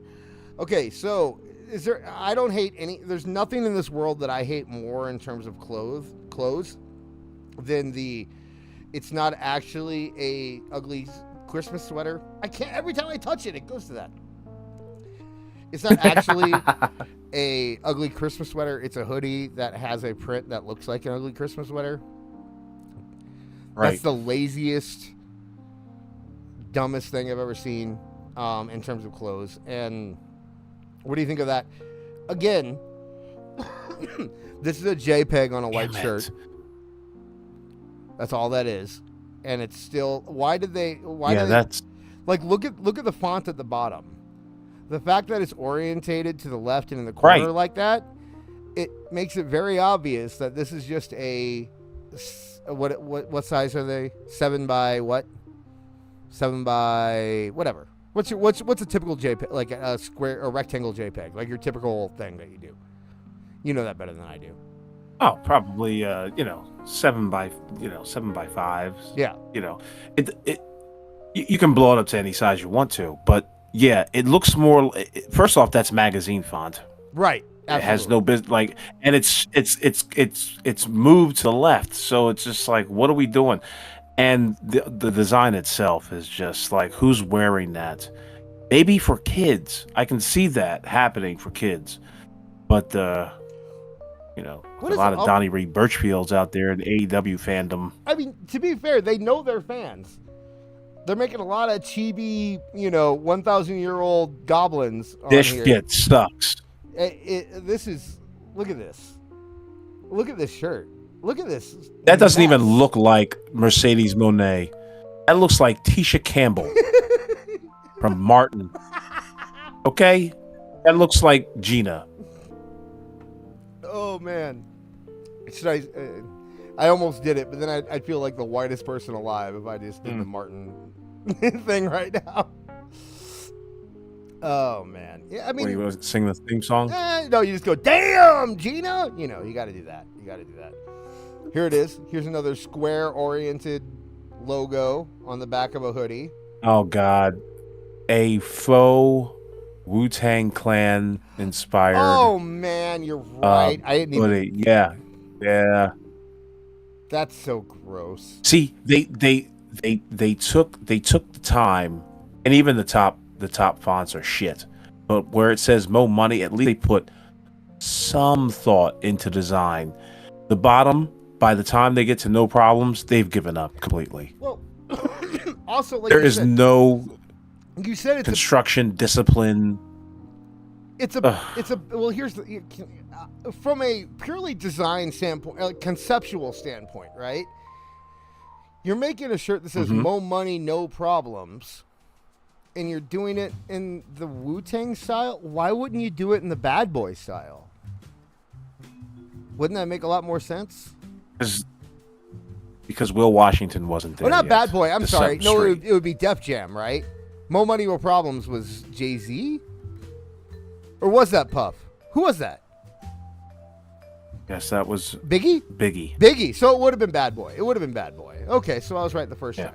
So yeah, why don't you do this in Bad Boy style? That would make more sense than having it be Wu-Tang. It almost seems like Mercedes Monet doesn't understand hip hop, which is weird that I would know more about hip hop than Mercedes Monet. No reasoning. That is weird. All right. I mean, take a look at that all-in shirt. Okay. Right to the far right. Can you zoom in on that? Mm-hmm. That's great for an event shirt. That looks pretty goddamn good because you want to know why? There's thought. You know what I mean? You could tell that's not AI. There's some things happening. Well, it could be. I could be wrong. Maybe AI has advanced to It's a not point AI. where it's You just know how like I can tell. yeah, Maybe the design might be AI, but they at least edited it. They made the pictures correct. They right. fixed the font. Like that Yeah. is, That looks very nice. And I honestly don't have a problem with using AI as a guide or helping you. I think we've all done that at some point or another. I definitely do it when I'm planning segments for Toonie Talk. I will kind of go in and, like, I'll tell AI. I use it as an organizational thing, right? Where it's like I'll be like, AI, here's what I'm trying to do, and it'll kind of give me quick facts, and then it'll kind of like help me with research and that kind of thing, and help me just organize stuff. I don't use it for facts. I use it to find facts. It's just kind of if you use it correctly, it can be like a better Google, you know. Here's something funny. She has a U2s, which is, the online version of Funko Pop. Like Mercedes couldn't get a Funko Pop apparently, so she got a U2s. I know her and Drew Gooden have U2s. That's a random YouTuber. And then while we're here, I know it's not Mercedes related, but here you go. You want to look at that? What would you buy that for? Yeah. What is it? First off, It's a sticker. oh, there's stickers. How much again? $5. But In Philadelphia, it's 50 cents. we got it back. Hey, they're back on. We could go. We're getting late though. We're getting late, right? All right. Like, hey, Yeah. wait a second, real quick before we go. We just had a big revelation in chat. Awful. Mike Glass. Okay, what's going on? Mike Glass has said that he uses AI on X a lot. What? Are you kidding me? No. Hold on. I thought He's not hand drawing. Oh, see, I thought they were those videos. I thought he was taking a picture of him dressed up in a robe with his wife, Right. or something. Wow, AI is crazy these days. I thought that was real. I don't believe him. You know what? I don't believe it. I'm with you because he did put a laughy face afterwards, so he's lying. You're a liar, Mike Glass. Yeah. We know the truth. You do it for real. Okay, let's come out. Let's go out on something big here. Who can we go? Oh, there's no one bigger. I can't think of anyone bigger than what's her name? Nyla boy. Rose. Here we go. Yes, that's who we wanted. Nyla Rose. I didn't go to Justin Roberts. I didn't go to any of the other Excalibur or anything. We're gonna check out Nyla Rose. So Yeah. You're trying to make me crack, aren't you? from a design standpoint, awful.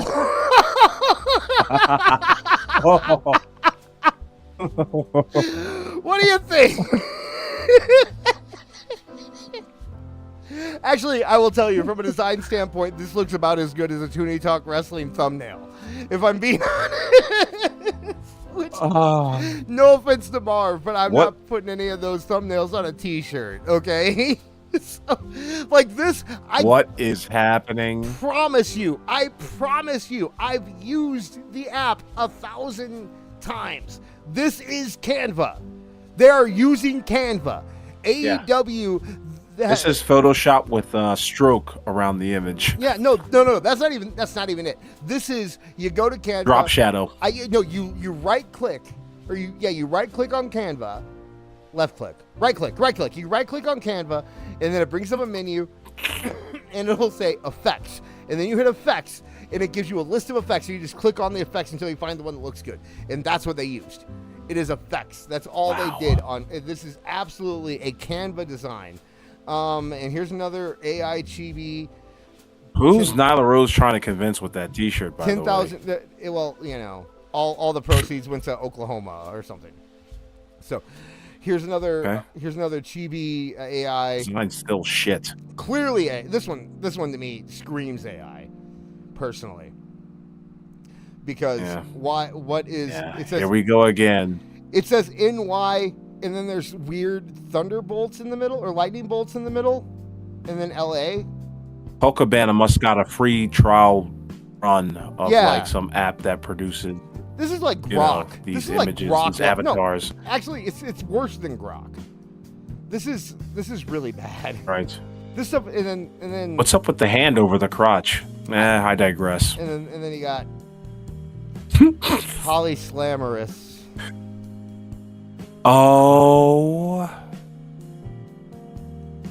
Everyone can get it. Yeah. I bet. But do we want it? Yeah. I don't know. I think that's a good way. How often do we got to do it? Every 4 hours for the rest of our lives?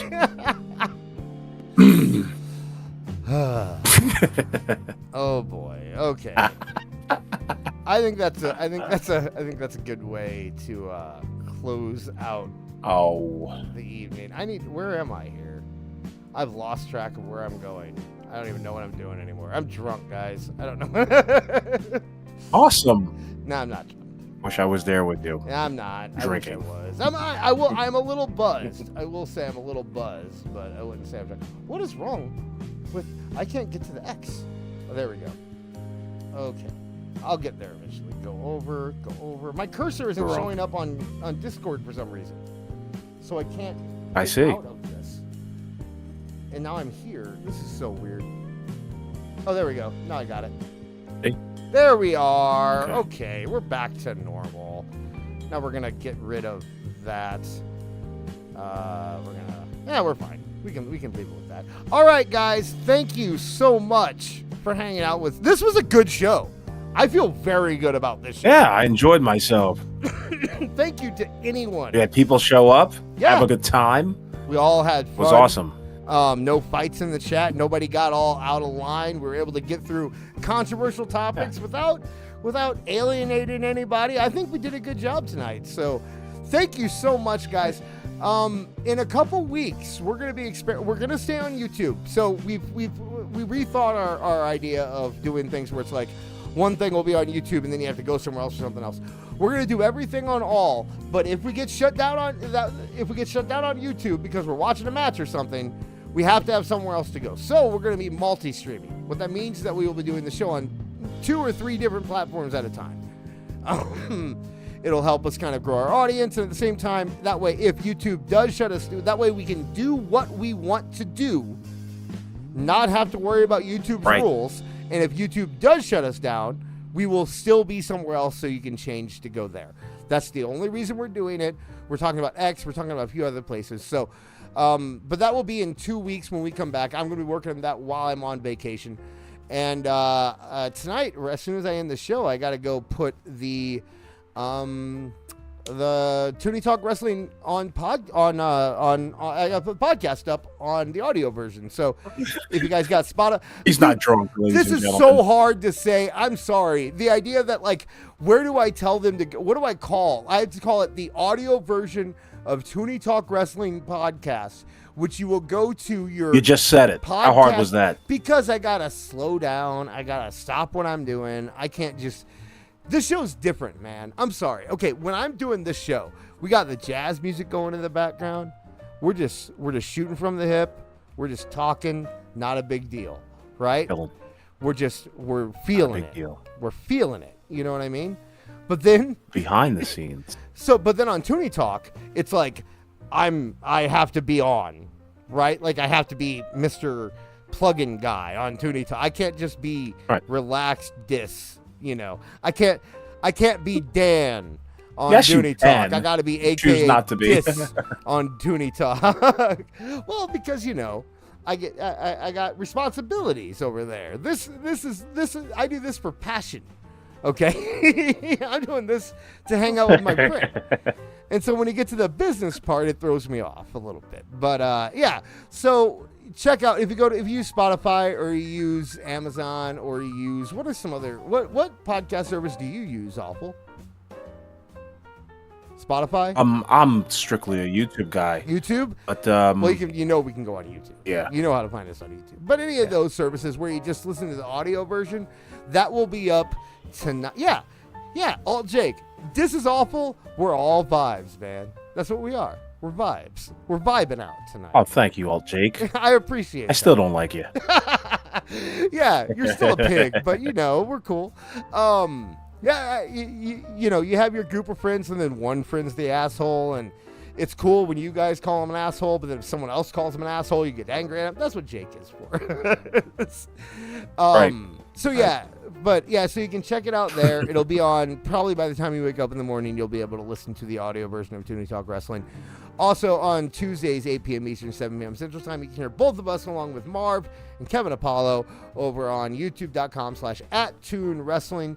I will not be there next week. Awful should be there next week. Marv will definitely be there next week. If Awful's not there next week, Marv might be alone. So that'll be fun.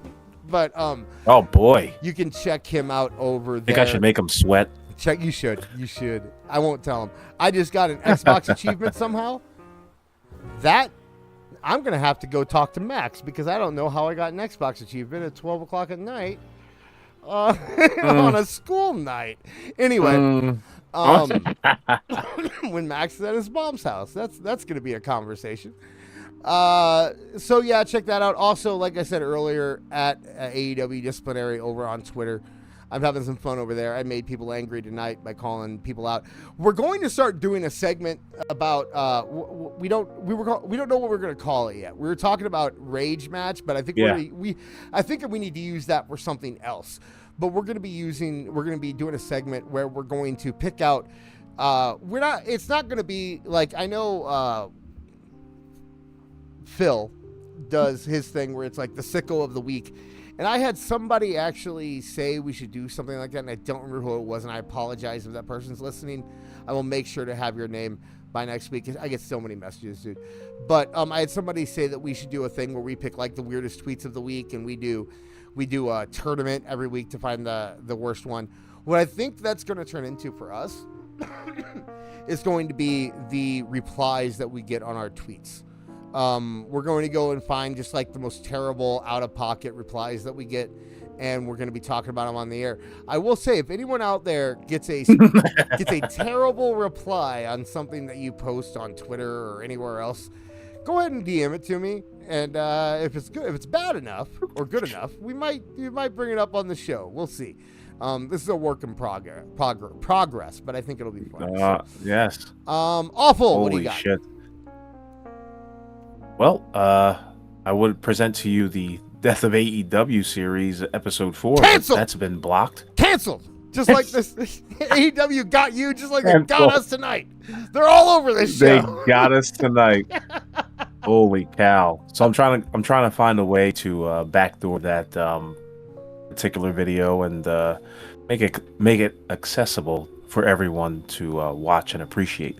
Other than that, as you know, you can check me out on Toonie Talk Wrestling every Tuesday at 8 on Toon Wrestling, and of course every Thursday here. We won't be here next Thursday, but I think I may have a surprise for everybody when we come back with a brand new show. I think this, it was the thing that I really want to do.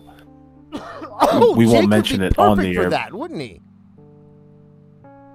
That would be great too. To have Jake on. Maybe we could. Yeah, because we already have the other. Yeah, maybe. Perfect. Maybe we can do a tag team on this particular project. Maybe an East Coast West Coast thing. Yeah. But I greatly appreciate all of you guys listening. I had a great time. I hope you did too. And again, just like this said, we're not here for the money. We're here for the passion, and we're also trying to let people know. There's another side of professional wrestling, and we like to explore those nooks and crannies and the things that a lot of people don't really want to talk about, and we'll definitely be doing that over the next few months. So you can bank on that. We will not try to get ourselves canceled, right? But we will definitely be doing as best we can to talk about issues, hot button issues that pertain to wrestling and anything else in the world, without alienating the people without alienating anybody. Yeah. Except for those Mauritanians. Right. The only people we're going to alienate are people who are really, really sensitive. People who wouldn't listen to us anyway. But like Awful, you know what, right. Awful? We're not here for the money. We're here for the vibes. Right? That's Yeah, definitely. Yeah, and but also the money. Don't get it fucked up. We'll take your money. Yeah. We got a donation link. You can donate to us if you want to give us money. If you like the vibes, the vibes can get better. Hilarious. If you, because I will say this, I already kind of decided that if anything we get from the show, I'm gonna put it aside, and actually that'll be the money that I save up to improve my setup and to help with that kind of stuff. So yeah, definitely. If you guys want to help us out, and we both need stronger internet service. Actually, my internet service is good. I need a better computer. That's my thing. My internet service is solid. It's my computer that's messed up. So that will help us out in that case. But again, we just like you guys hanging out with us. So from I still don't have a sign off. I still don't have a sign off thing to do. Awful. Think about it real quick. Go. Sign off. Go. I'm going to end it. Go. The Lord is my shepherd. Oh, yeah. I shall not want. That's our sign off. We pray, isn't it? Yeah. Damn, I did not look up any Bible verses. We pray. I forgot that we pray on this show. That's how we end the show. I don't, because I'm a Christian and I would go to hell. But Awful can, and I can sit here and judge him for all right. Yes, indeed. All right, guys. We will see you guys in a couple weeks. Have a good week. Peace.